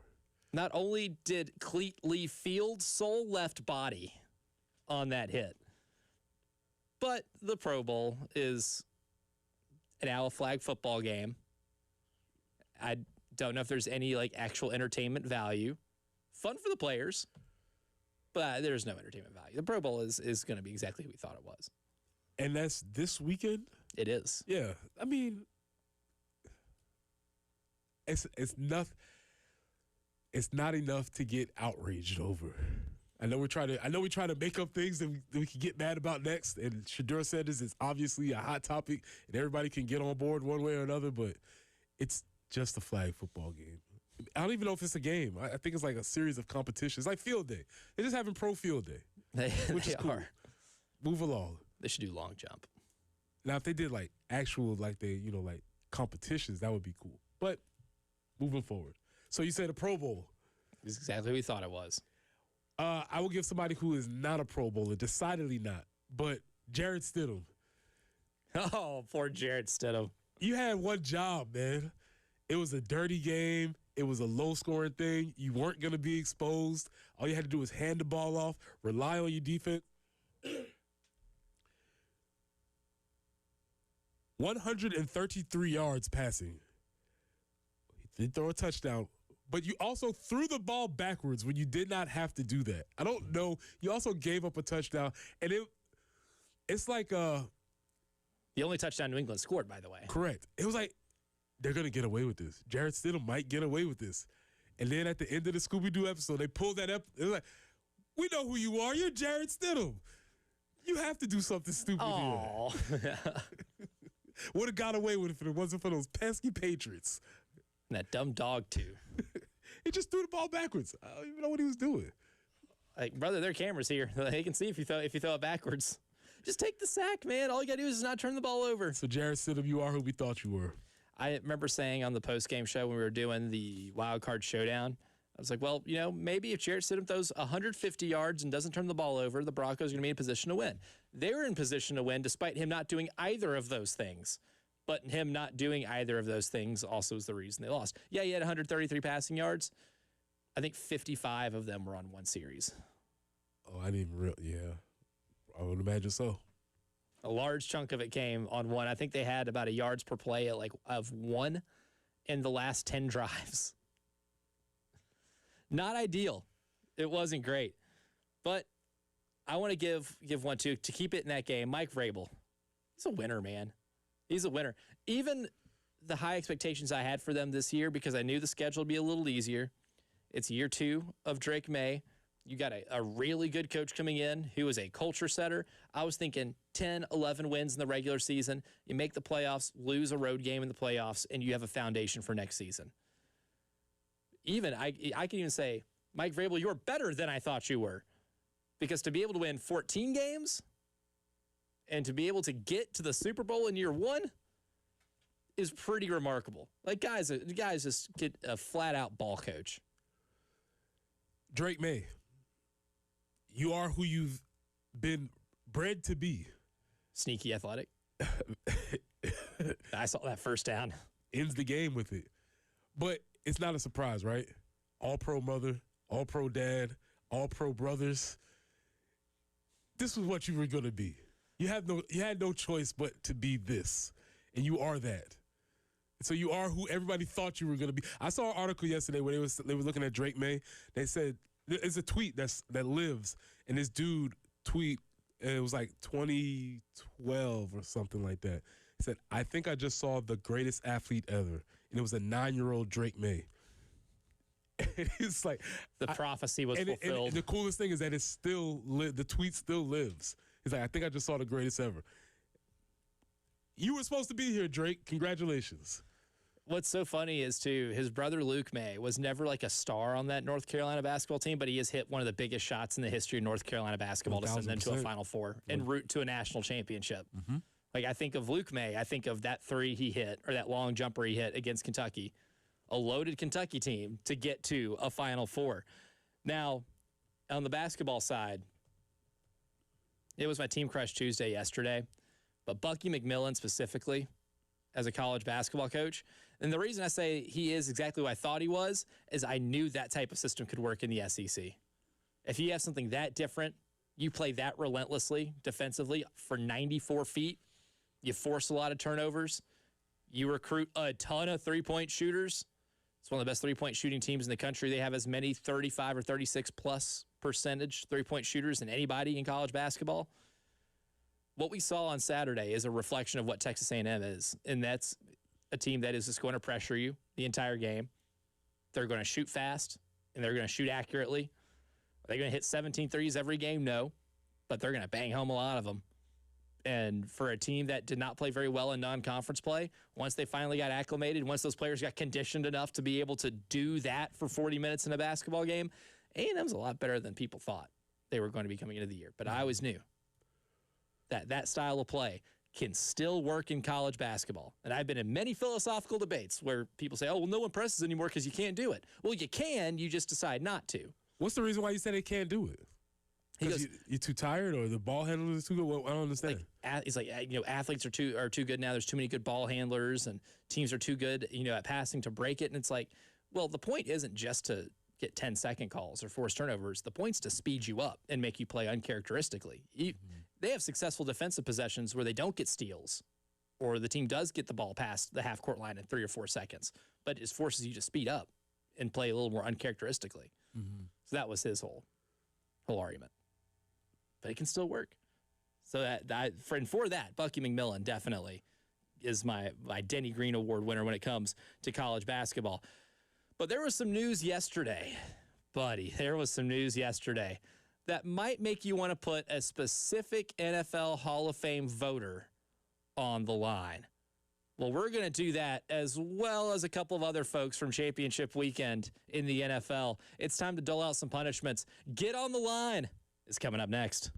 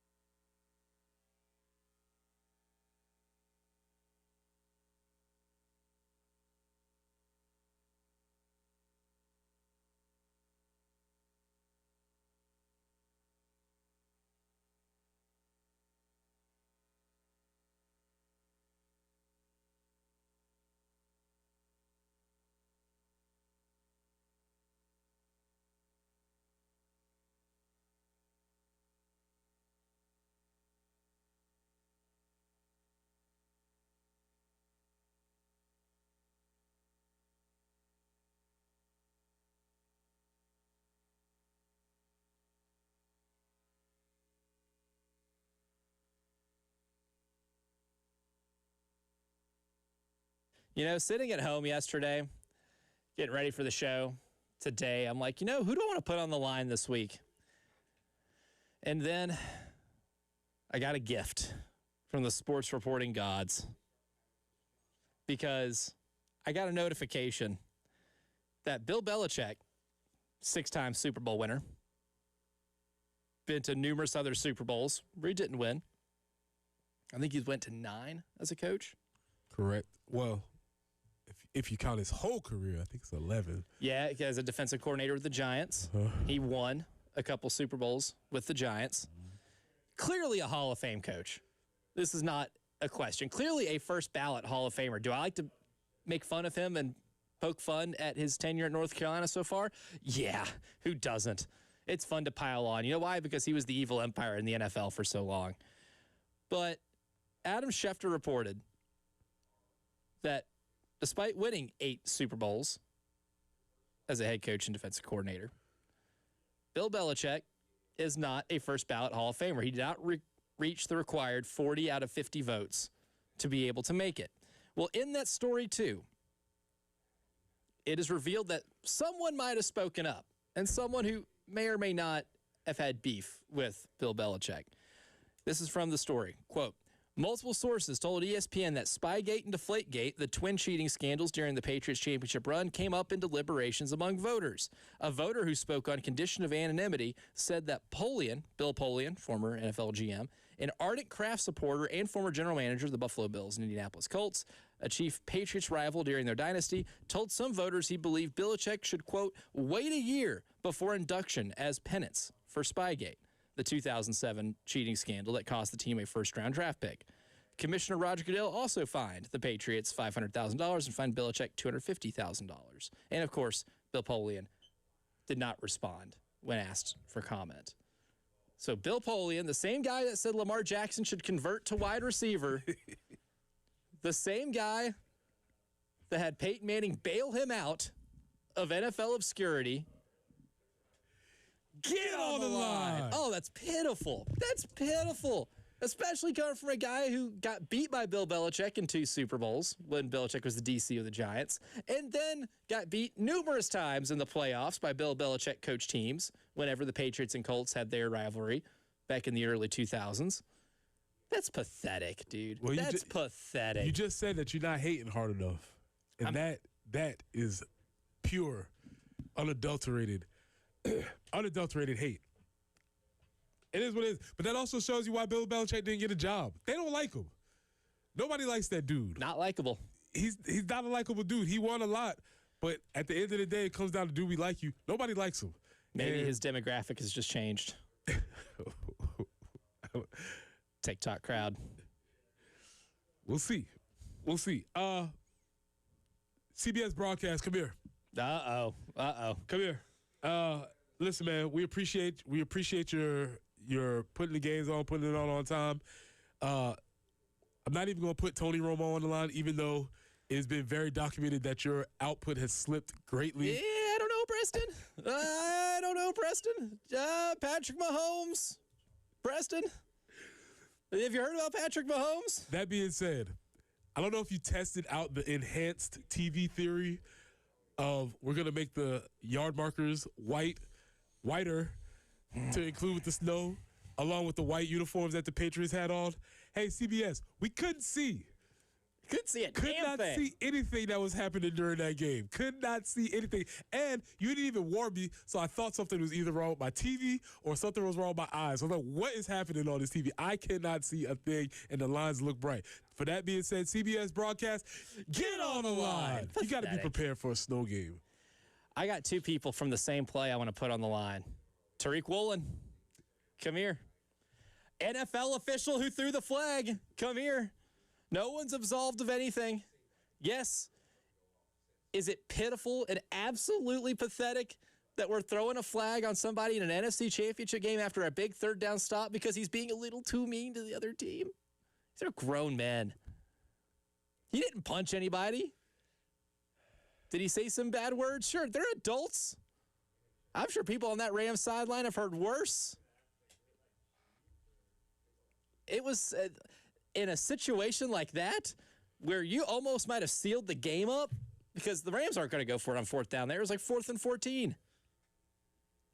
Get a 15-yard penalty, automatic first down, and they score a touchdown on the next play. There is a universe where that penalty call wins the Rams that game. But then also for Tariq Woolen, dog, you know how sensitive these officials are. Yeah. It's not the time for that. You pull your little mask thing down and you start talking mess, and then an official goes, hey, stop. You should probably stop. Right. You should probably have a little wherewithal to say, you know what? We just got a really big third down stop. I need to get my tail over to the sideline and let the offense put this thing out of reach. So Tariq Woolen and that NFL official, get on the line. Sad. Just sad. He almost cost his team the game because he couldn't stop talking trash. That would have cost him his job. He would not have been there the next year. Oh, no. Oh, no. Not good enough to survive that. No. 2 hours down, 1 to go. Coming up next, we'll preview tonight's game between South Carolina and Florida on the hardwood at CLA. That and a whole lot more for the early game, third and long hour.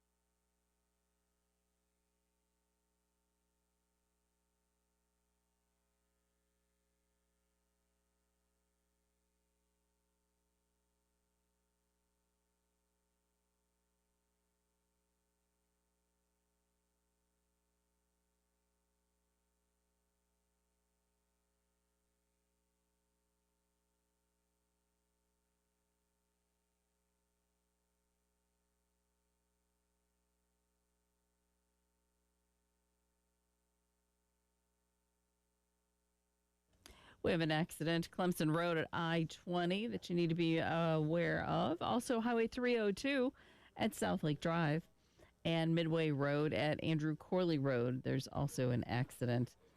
Clearing in 50 today, overnight low 27, a high of 47 tomorrow, 52. on Friday. And, of course, we're looking at potential snowfall for Saturday. 31 for the high that day. Right now, though, it's kind of holding steady. It's chilly, 28.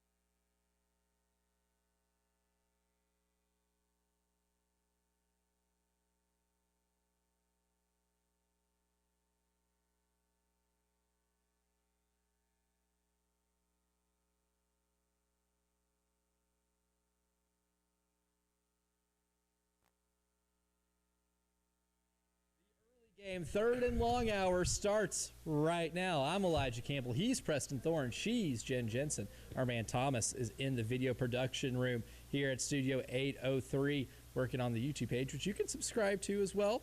Just go to the Game TV radio, click on subscribe, get the notifications, all the fun stuff, and be able to watch us as well as listen to us and watch along. Even if you miss something, the best place to go back and check it out is the YouTube page, right? For sure. If you miss Get on the Line and want to hear me rip on Bill Polian, which he'll always have a spot on Get on the Line for me because of the whole Lamar Jackson evaluation. Nothing says I'm out of the league for a reason than looking at Lamar Jackson play college football and say, that guy would make a great wide receiver. I have never seen him catch a pass, but that guy can be a great wide receiver. I did watch him win the Heisman as a quarterback, but you know what he'd really be good at? Catching the ball. Well, if you missed that, you can go back on our YouTube page and watch it. And if you go back in the first hour of today's show, you'll see our first breakdown of the Florida-South Carolina game tonight, and that's what we're going to do right here. It's a big game for South Carolina. It's a whiteout game, so if you're going to the game, be prepared to wear white. Please. Please. Don't be the one left out. No one likes that. I asked you during the 6 o'clock how you felt about that. To me, it felt it had a little bit of the desperation. It sprinkled a little desperation on it, but I don't know. But I asked how you felt about it. Yeah, and my thing is, if you're gonna do it against like the defending national champion is a good, good game to pick for something like that. Given how your season's gone, and you might have planned this in advance a long time ago, it might look a little more on the desperate side. The optics of it are a little different now that you've kind of had the season you have. But you know what? It is definitely a bring your own energy type game because you're going to need to have a great environment. You're going to have a good game plan. And to me, if South Carolina wants to have a chance of winning this game, you got to really drag Florida into the deep end, and you got to try to coax them into getting into a three-point competition with you because that's the big flaw of this Florida team. Last year, you don't want to get in a three-point competition with him because Walter Clayton Jr. was cold. That's right. I still think of the tweet where Walter Clayton Jr. is so cold you forget his name is Walter Clayton Jr. That's right. I forget about that. But he was that good, and he's getting a lot of minutes in the NBA right now. Will Richard getting minutes in the NBA right now for the Golden State Warriors. Elijah Martin teamed up with Colin Murray Boyles of the Toronto Raptors, playing big boy minutes in the NBA. Those three dudes could shoot. Those guys ain't walking through that door. And Florida's making only 28% of their threes on the year. So if you slow the game down, limit what Florida gets in transition, and you get in a half-court game where you win the three-point battle, you can really win this game. This Florida team, as good as I like their front court, I think it's the best front court in college basketball with Hauk, Chinyulu, and Condon. Their backcourt leaves a lot to be desired when it comes to bringing in additional three-point shooting, and they want to shoot a lot of threes. That's just not what Florida does, and that's what makes this game winnable for me. So as you're saying all that, I'm thinking this is not going to be a game of skill. It's going to be a game of will. Yes, because they are more skilled than you are, and that's fine. As I said earlier, that's not what determines if somebody wins any particular game. Maybe over a course of games, maybe the more skilled team wins, but in one game, will is more important. What do they have to be willing to do? Well, they're going to have to be willing to be more aggressive, get to the rack. They're going to have to be more aggressive on defense. Like you said, you have a buffet of fouls. Use them all. rough them up a little bit because they're not a good. You're gonna have to rough them up. Either. Yeah, and you're gonna have to be willing to make this game into a mud fight. You're gonna have to be willing to say, "We're not here with you. You're here with us," and make the game into a nasty type of game where they get frustrated. Then the environment starts to build on them. Then the whiteout starts to come. Like, you have to be willing to make it into a game where you get pounded in the mud. And you said the 60s is where we want this. That's the score we're looking at. Maybe even the 50s. How ugly Even better. How ugly can you make this thing? Make it ugly. But you have to be willing to accept that that is your pathway to victory and go out and do that. Because sometimes if a coach tells you that, you might be like, man, we could go out there and beat this team. And it's not how you – it's not if you beat them. It's going to be how you beat them. And it's going to be making the game down and dirty. And it's one thing, too, that we've talked about a lot this year because South Carolina is a good free throw shooting team. They're now, as we sit at the morning of the game, 9th in the country in free throw percentage. But you're 167th in the country when it comes to free throw rate. One thing that can help you win this game is if you get Florida starting front court in foul trouble. Now, they do bring Micah Handlockton off the bench, who doesn't give them anything offensively, but he is a 7-foot big body who blocks a lot of shots. Whatever happened to that real tall dude? Is that him? Oh, Olivier Rioux? Yeah. I don't think he can run up and down the floor long enough to get a lot of minutes. Was he like 7'7" or something? 7'9". 7'9". He's probably 8 foot. Because, you know, with basketball, they go the other way. For some reason, when dudes get too tall in basketball, they try and... Oh, it's the anti-Diego Pavia thing. Kevin Durant did that. Kevin Durant has never listed himself as 7 foot, but I've seen those Olympic basketball pictures of him standing next to 7-footer DeAndre Jordan and being like, buddy. You're 7 feet. I think you're 7 They go the other way. Anyway, I was just thinking about that dude. I remember him. So they have a big... Now, is he a big or a tall? Which one? The dude coming off the bench for Florida. Oh, Micah Handlockton. He's a big. Okay. He ain't out there shooting threes. He's really offensively. He's not very gifted at all, per se. He can dunk the ball because it only requires you to have a vertical of 5 inches to be able to dunk the ball at that height. But he is a shot blocker. But here's the thing. They do fall off when it comes to offensive production. Handlockton has to play a lot of minutes. They're bigs that start, like Condon, Shinyulu, and Hauk. Condon and Hauk specifically are good playmakers. Like, for their size, they are great passers. They give them a lot offensively in terms of giving them easier buckets at the basket. And that's where their value is. You can get one of those guys in foul trouble, then it's going to give you a chance, right? The last thing I want is Alex Condon playing 36 minutes in this game or Thomas Hauk playing all 40 because they're probably picking you apart because those guys are really good at doing that. They create mismatch problems. They play well on the perimeter. Honestly, those two pass better than their guards do, than Boogie Flane and Xavier Lee. So my formula for this team is Michi +1. Michi has to meet his numbers, and then the +1 has to come from somewhere. In your opinion, for this game, who do you think is the +1 in this game? Ooh, that's a really good question. I think it's going to be Elijah Strong. Mostly because he's going to draw the Thomas Hauk assignment more than likely. Okay. Can you get Thomas Hauk in trouble? Like with fouls? I don't know if you're going to be able to do the whole 16-foot post-up fadeaway shot thing over their bigs because they block a lot of shots, and a lot of those cool fadeaways might get sent to the rafters. But can you pump fake and can you draw a foul? Can you make Thomas Hauk and Alex Condon have to play with 3 or 4 fouls for most of the game where they're not as aggressive, and maybe you can finish more at the basket? Or maybe you get to the line 25 times this game and you hit 20 of them? Can you get 20 freebies at the free throw line in a game that can potentially play in the 60s?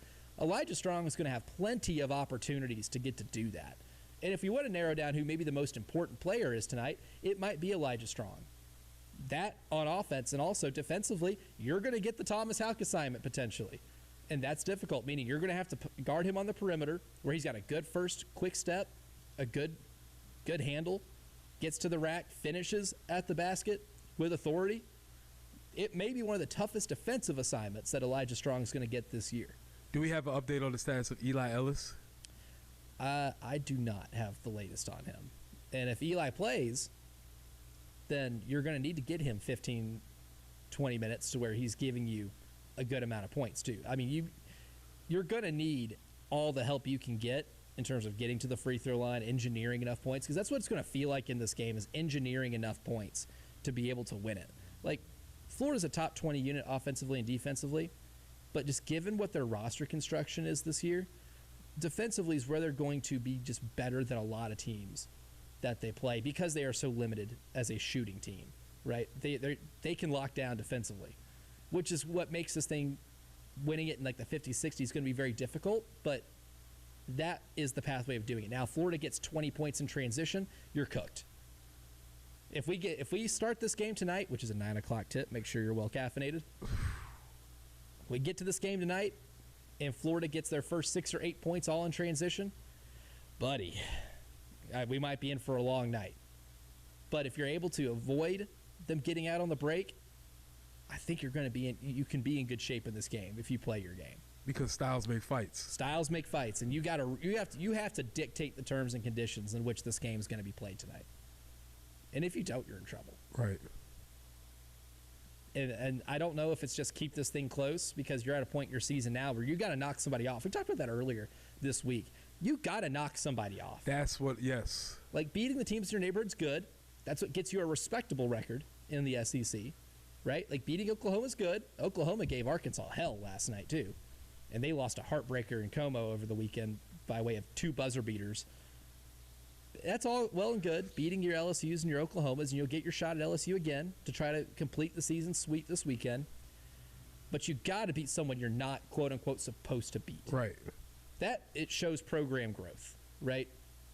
And if you want to give the fan base any type of hope that there is a way to grow underneath Lamont Paris and not see what we've seen the last 2 years become what this program is, you got to be able to prove that you can beat somebody you're not supposed to. That team that went to the NCAA tournament just a couple of years ago, underdogs in a lot of games, right? Including that Kentucky game when Kentucky came here, and you knocked off Kentucky, who was playing really good basketball at that time and featured, of course, with John Calipari, a lot of NBA players, and was one of the best offenses in college basketball.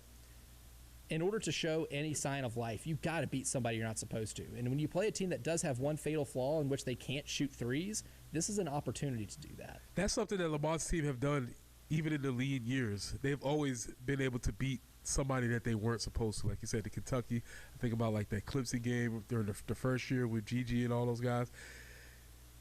That hasn't happened yet this year. No. There's a perfect opportunity for that to happen. It's at home. It's on TV. All of those things are good. The flip side is this. You have to – that's why this game is so important because you can't lose a close game because then people are sort of say, can't get over the hump. It's a here we go again type moment if you lose. Either way. You lost last year. Either way, it's a here we go again. Unfortunately, because we've had a lot of experience in losing, but if you lose a close game, we can't get over the hump. If you get blown out, we're not competitive. So there's really only one other option. That's to win. It's to win. Especially considering how you lost it last year.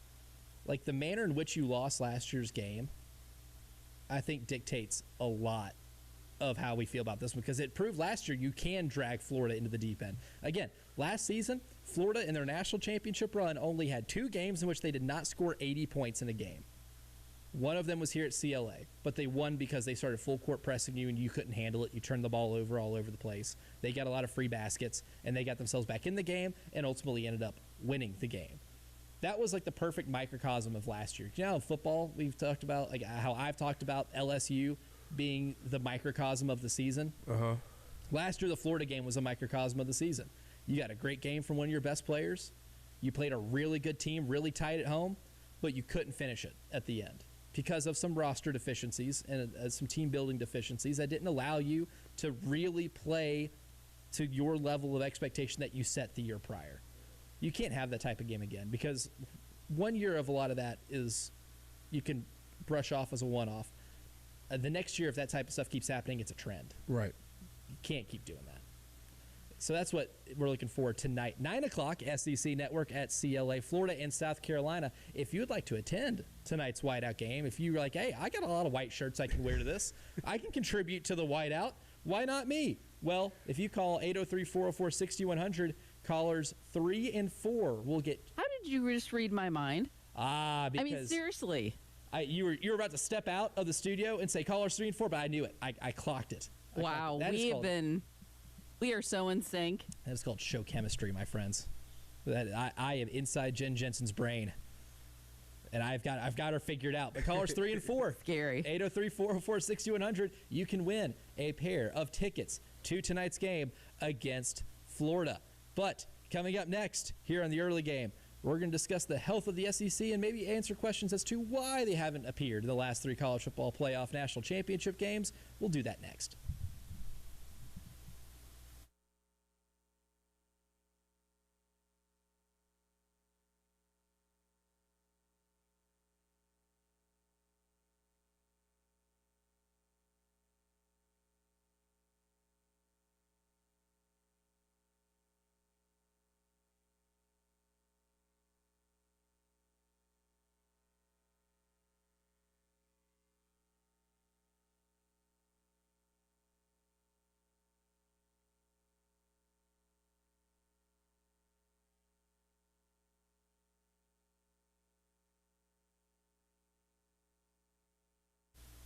It's cold outside.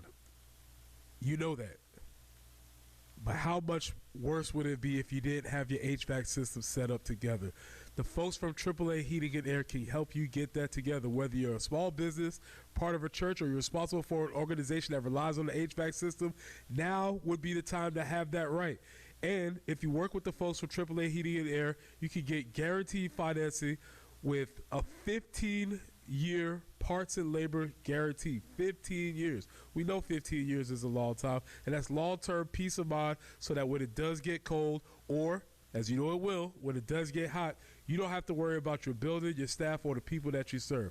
And when you sign up with AAA Heating and Air, you'll get no interest for 12 months. That gives you time to plan, budget, and breathe easy while your new system is working for you. Again, you need to have that working. We're dealing with the cold now, but believe me, the heat is on the way. Get it started is easy. Just call AAA Heating and Air for a quote or visit callAAA.today.com. And when you tell them that Presser for 107.5 The Game sent you.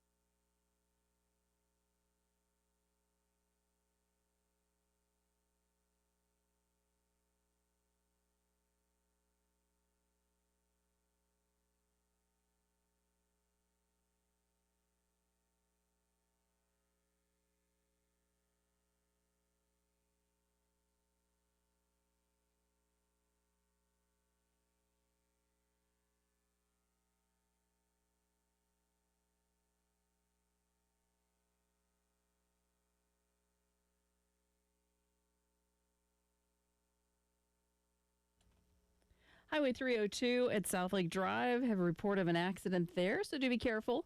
Also in Lexington, Midway Road at Andrew Corley, and reports of slow traffic I-20 eastbound between exit 61 and 64. So basically between 378 and I-26. Well, forecast, it is January, so 50 degrees for today, not terrible. Overnight low of 27. 47 tomorrow, 52 for Friday. Chance for that light snow. High of 31 on Saturday. Right now, it's 27 on 107.5. The Game.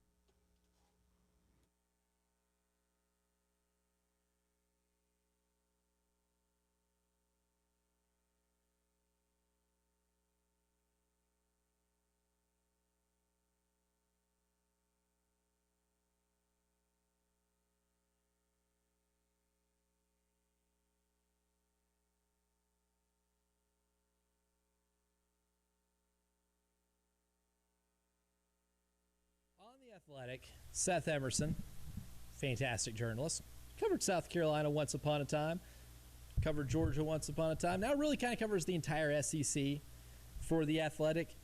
Has a very interesting survey. You can participate in it too if you're a subscriber. I highly recommend going through there and voting. I voted myself, just to give them a sample size, and because if I wanted to put this thing together, I wanted to see what the questions were. So the only way I could find out what more questions were was to participate in the survey itself. And there was one question in there, in that survey, that I really wanted to hit on today. And enough for us to be able to put a poll of it on our Twitter feed at 1075 The Game. If you go, it's pinned to the top of the page, so you can go find it pretty easily and be able to vote on it. But it centers around why the SEC, South Carolina and the SEC, has not participated in the last 3 national championship games. So what do you contribute to that result? Is it the NIL? Is it the transfer portal? Is it Nick Saban retiring? Or is there another thing that is keeping the SEC out of these national championship games? So far, we have 3 hours left to vote on this. So far, the transfer portal with 40% leading the way, NIL at 33.3%, other at 21.1%, and Nick Saban retiring only at 5.6%. And Donnie, who comments, says, other, I think the conference lost some of its best assistants and coordinators along the way. The portal does thin out depth most teams have, but coaching and development has moved along as well. And there's a lot of credence to that too, right? I mean, just think about the Nick Saban coaching tree. We talk about Nick Saban no longer being the coach at Alabama, maybe having a part in this entire, equation. But you look at his coaching staffs. Kirby Smart was on that coaching staff. He's at Georgia now. He's responsible for 2 of the SEC's titles here this decade. You look at Lane Kiffin, who is now the head coach at LSU. Pete Golding, now the head coach at Ole Miss. There are a lot of varying factors here, and that is an underrated element that Donnie brings up. But Preston Thorne, you look at this and why, and try to coming up with an explanation as to why the SEC has missed out in the last 3 national championship games. The one that probably has the most to do with it is, I would say the NIL. I would say NIL. A lot of people, obviously, the joke is that, everybody else started doing what the SEC has been doing, and that is paying players. Everybody, that's obviously a joke that everybody else is making. And meanwhile, we're here like, us? we would never. Oh my gosh!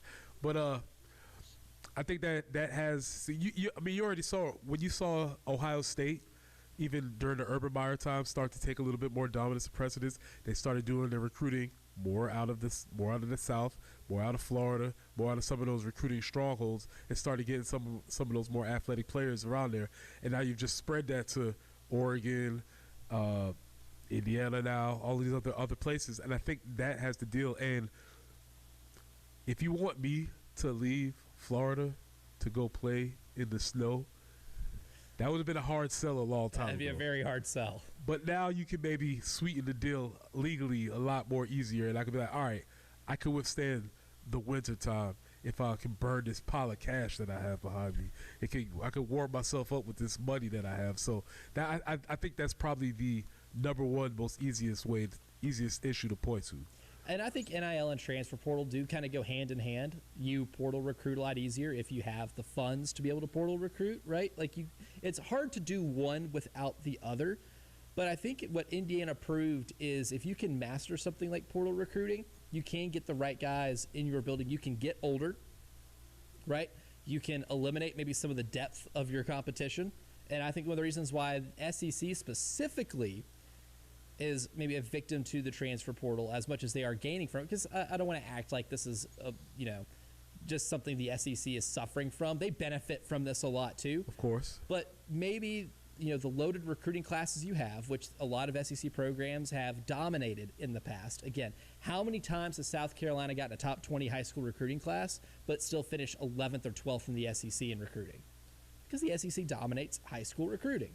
But those guys that were 4 or 5 stars, or maybe the underrated 3-star that is just sitting behind, in the running back room or the linebacker room or offensive line room that just haven't gotten an opportunity, choose to go somewhere else to where they can play right away.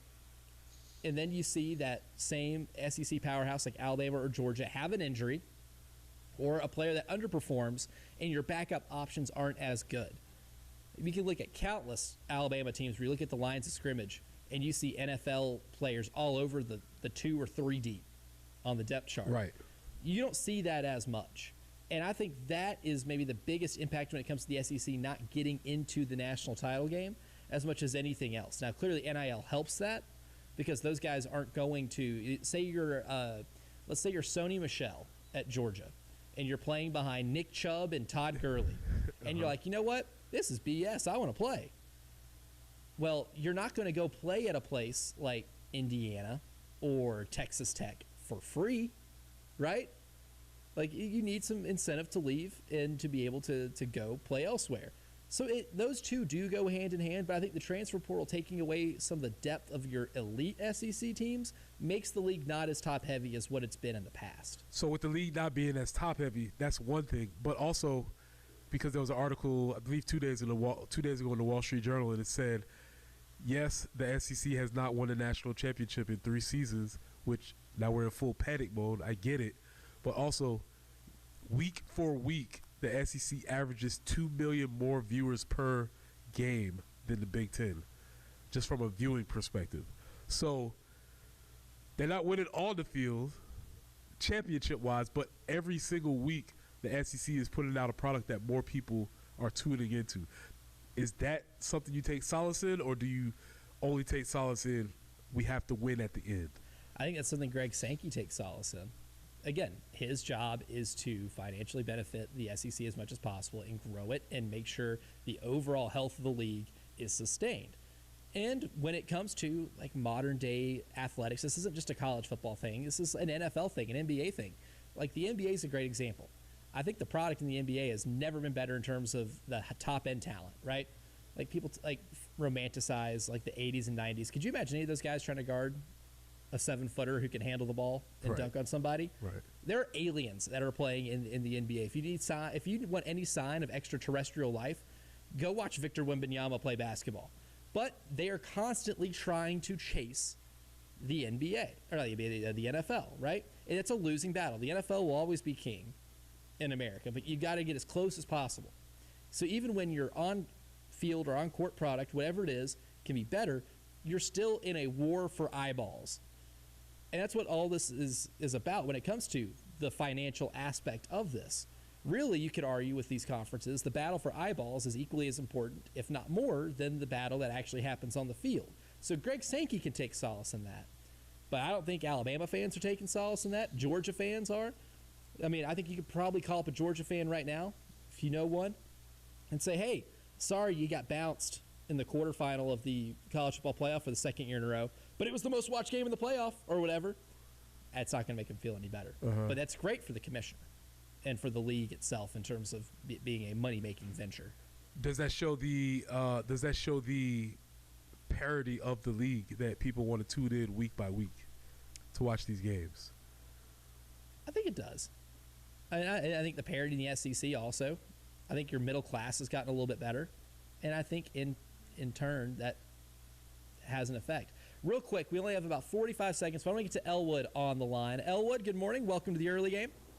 Yeah, I appreciate it. Great show as usual, guys. And I'll be quick. I think there's a kind of a two-part theory to this. The first part is 3 years ago, had Georgia not been ridiculously dropped 4 spots out of the 4-team playoff when they went in at number 1, and I believe they were undefeated after they lost to Alabama. Yep. I believe they would have won that national championship. And then the last 2 seasons, I think it's kind of what you guys have been touching on, NIL, transfer portal, but also, and then a second ago, you talked about the middle class in the SEC is getting better. Dude, Vanderbilt just went 10-2 this year. The SEC is an absolute gauntlet right now, more so than it's ever been. And so now you're adding on to that a much tougher gauntlet in a 12-team playoff. It's just you're asking the SEC, hey, you got to play in the toughest conference, and then then we're going to make it an even tougher road to win a 12-team playoff. Just my opinion, guys. Great show. I'll hang up and listen. Good stuff. Yeah, fantastic and concise. We'll get to Elwood's call and our reaction. We'll talk to Jackson Castellano from the State about tonight's game next. Good call.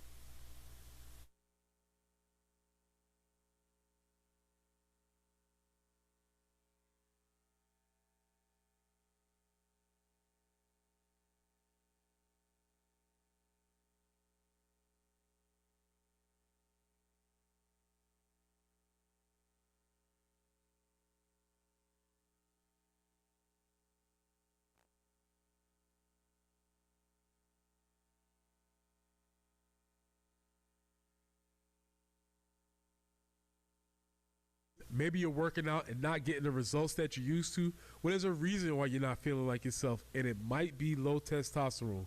But you don't have to just live with it. You can reclaim your drive, your energy, and your focus at the men's clinic with Dr. Dan Baltnight, who's a respected local physician, and he'll get to the bottom of it. This isn't some faceless online program that you never get to meet, that you never get to see, that you never get to talk to.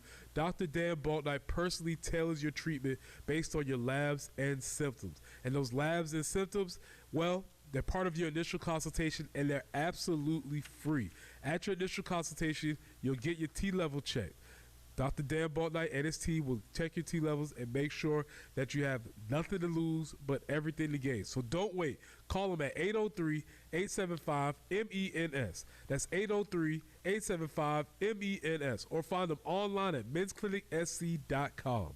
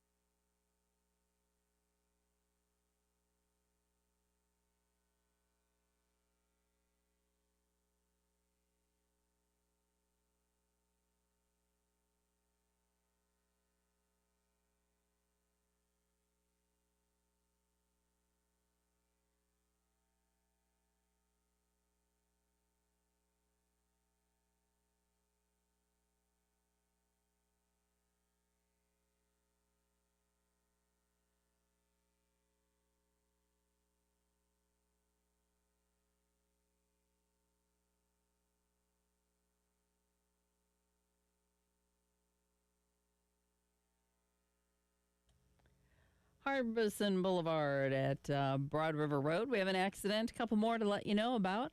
Highway 302 at South Lake Drive. I-26 eastbound at Airport Boulevard. Two Notch Road at South Lake Drive. Two Notch at Emmanuel Church Road. And Midway Road at Andrew Corley. Looking for a high today of 50, 47 tomorrow, 52 for Friday, and then looking for some potential snow on Saturday. At least it's on Saturday, right? 31 for the high. Right now, though, we are holding steady, 27.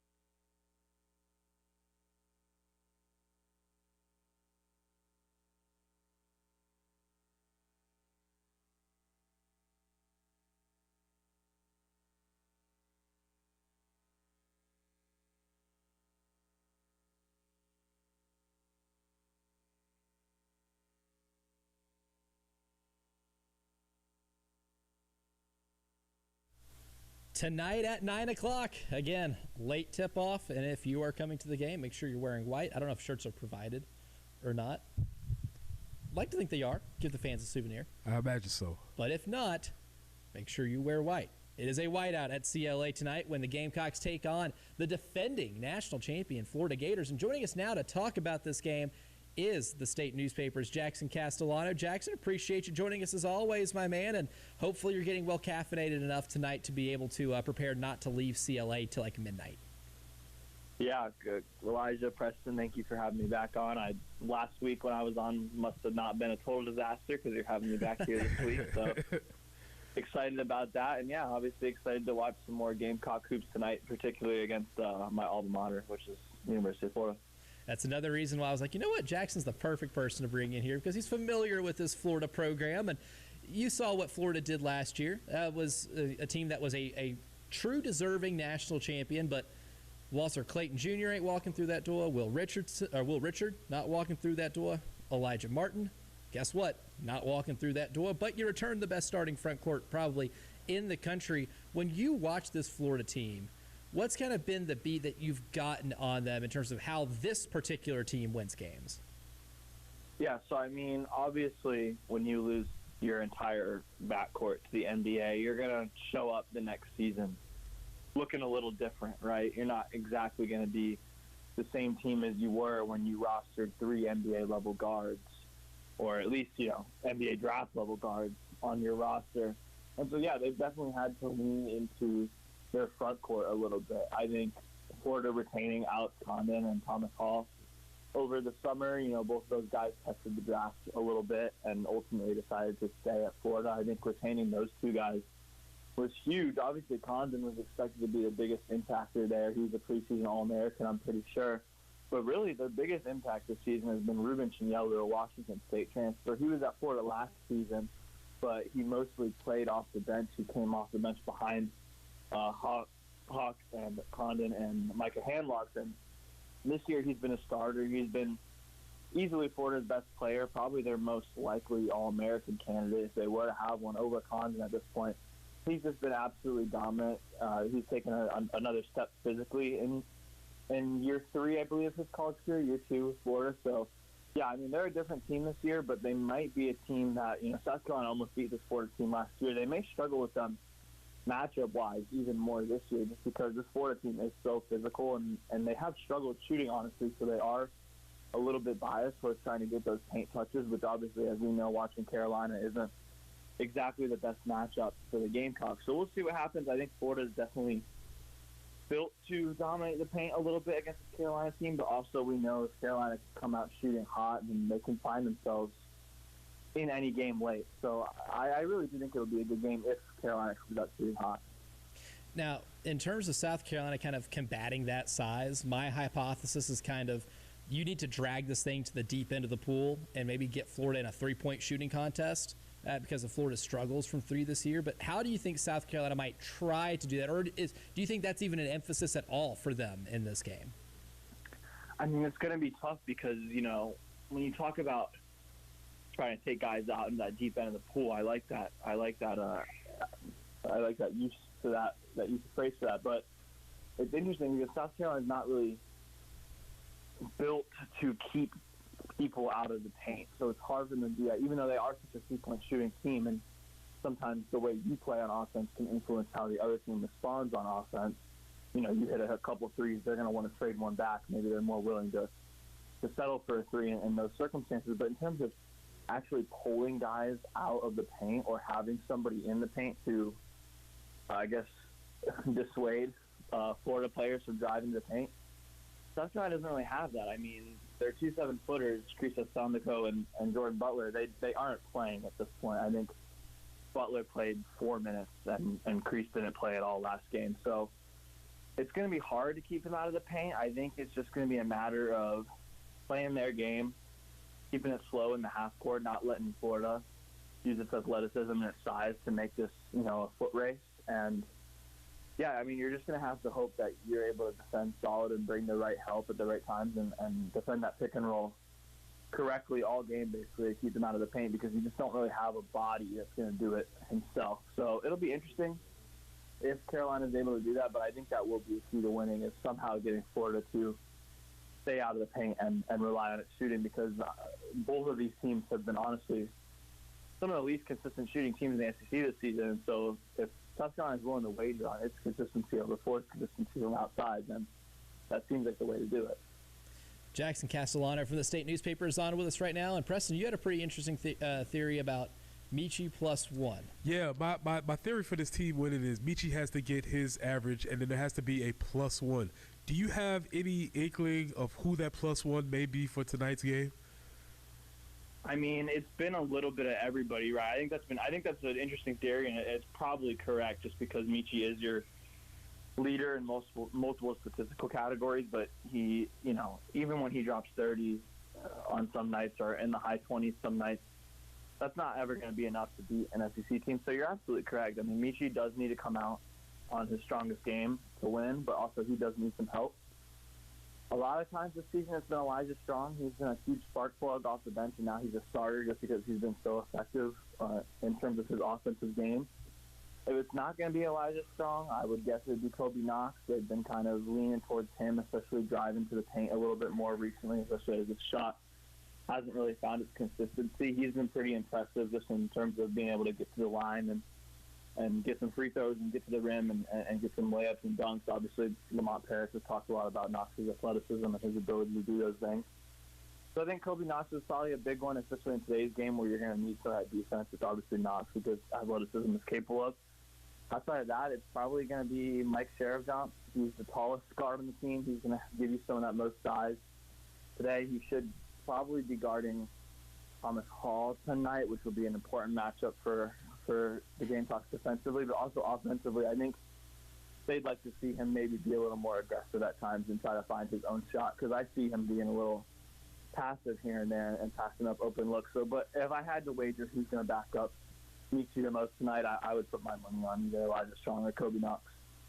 Jackson, got about 30 more seconds here for you, but I wanted to give you a chance to react to your favorite team, Tennessee Titan fan, Jackson Castellano. Robert Sala's your head coach. Brian Daboll, the offensive coordinator. I love Cam Ward. Your optimism level going into next year?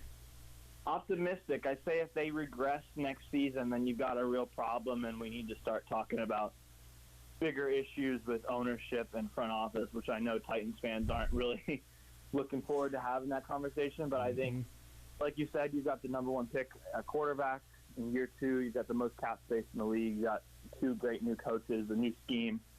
You restart, and you got that new stadium coming in 2027. So if they're not exciting fans to put butts in seats at the new Nissan this season, there's going to be some real conversations to be had. Good stuff there from Jackson Castellano at the State Newspaper. Jackson, appreciate your time as always, my man. Looking forward to seeing you at CLA as we fight through a late tip-off tonight. Yeah, thanks, guys. I'll see you tonight. Appreciate it. Good stuff there from Jackson. He's a winner. He's hoping his Tennessee Titans are winners of the coaching hiring cycle. But we'll give you our winners for today's show, brought to you by the Golden Spur, coming up next.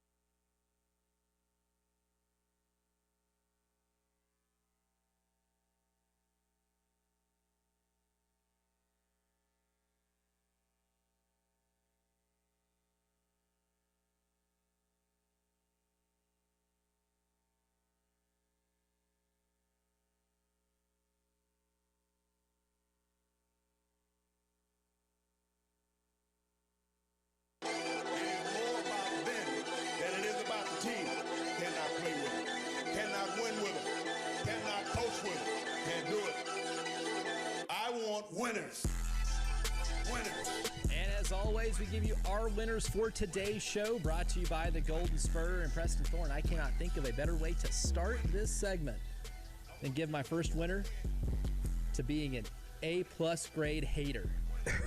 This is a show for the haters.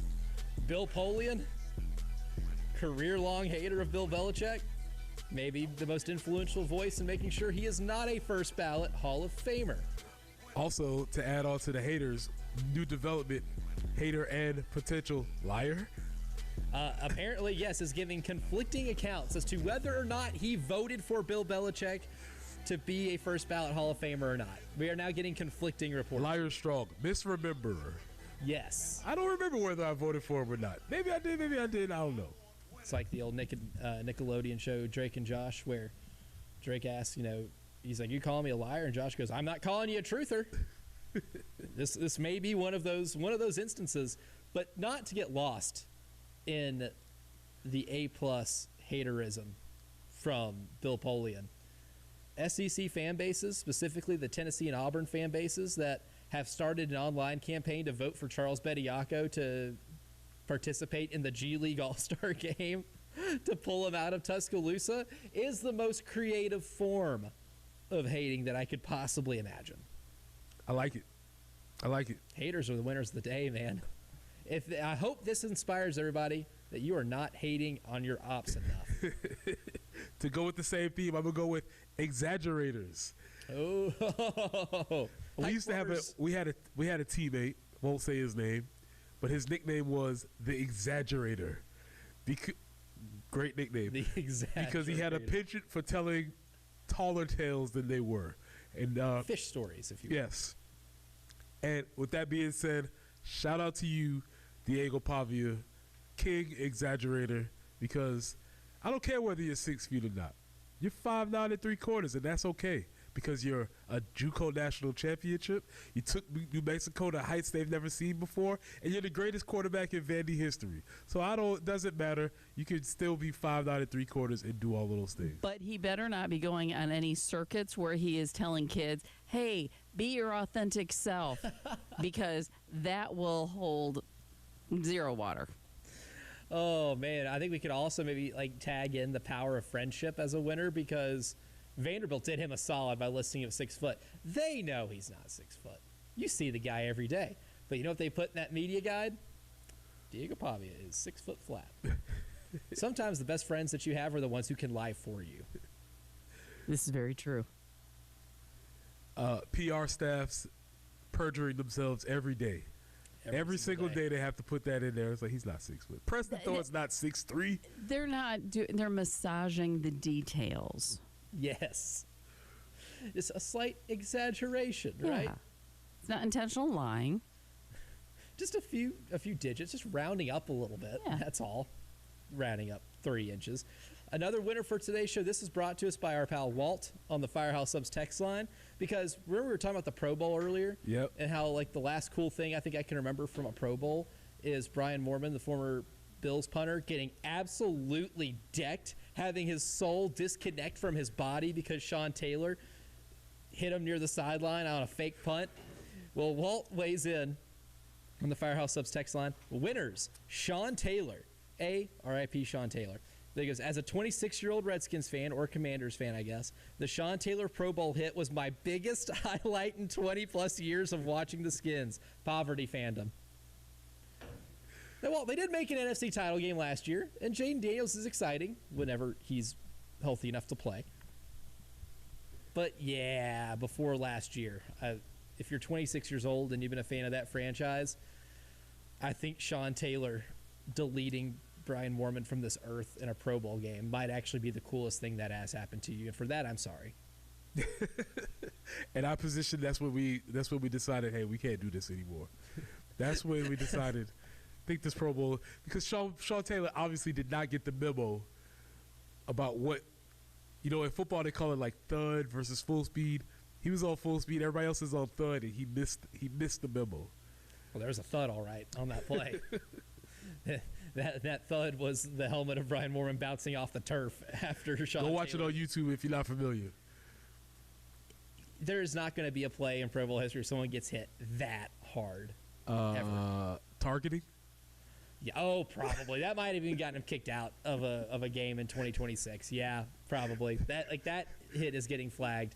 But Send the best him to part jail. In 2026, he'd have got sent to jail. it's a felony. What's funny is now that's the response to that play. Back then, even in an exhibition game, thumbs up. You got jacked up. Kicker. The jacked up segment also was a banger. I think that play lived on jacked up for a long time. Oh. Yeah, can't do it in the Pro Bowl, though. It's a good spot. Oh, that's great.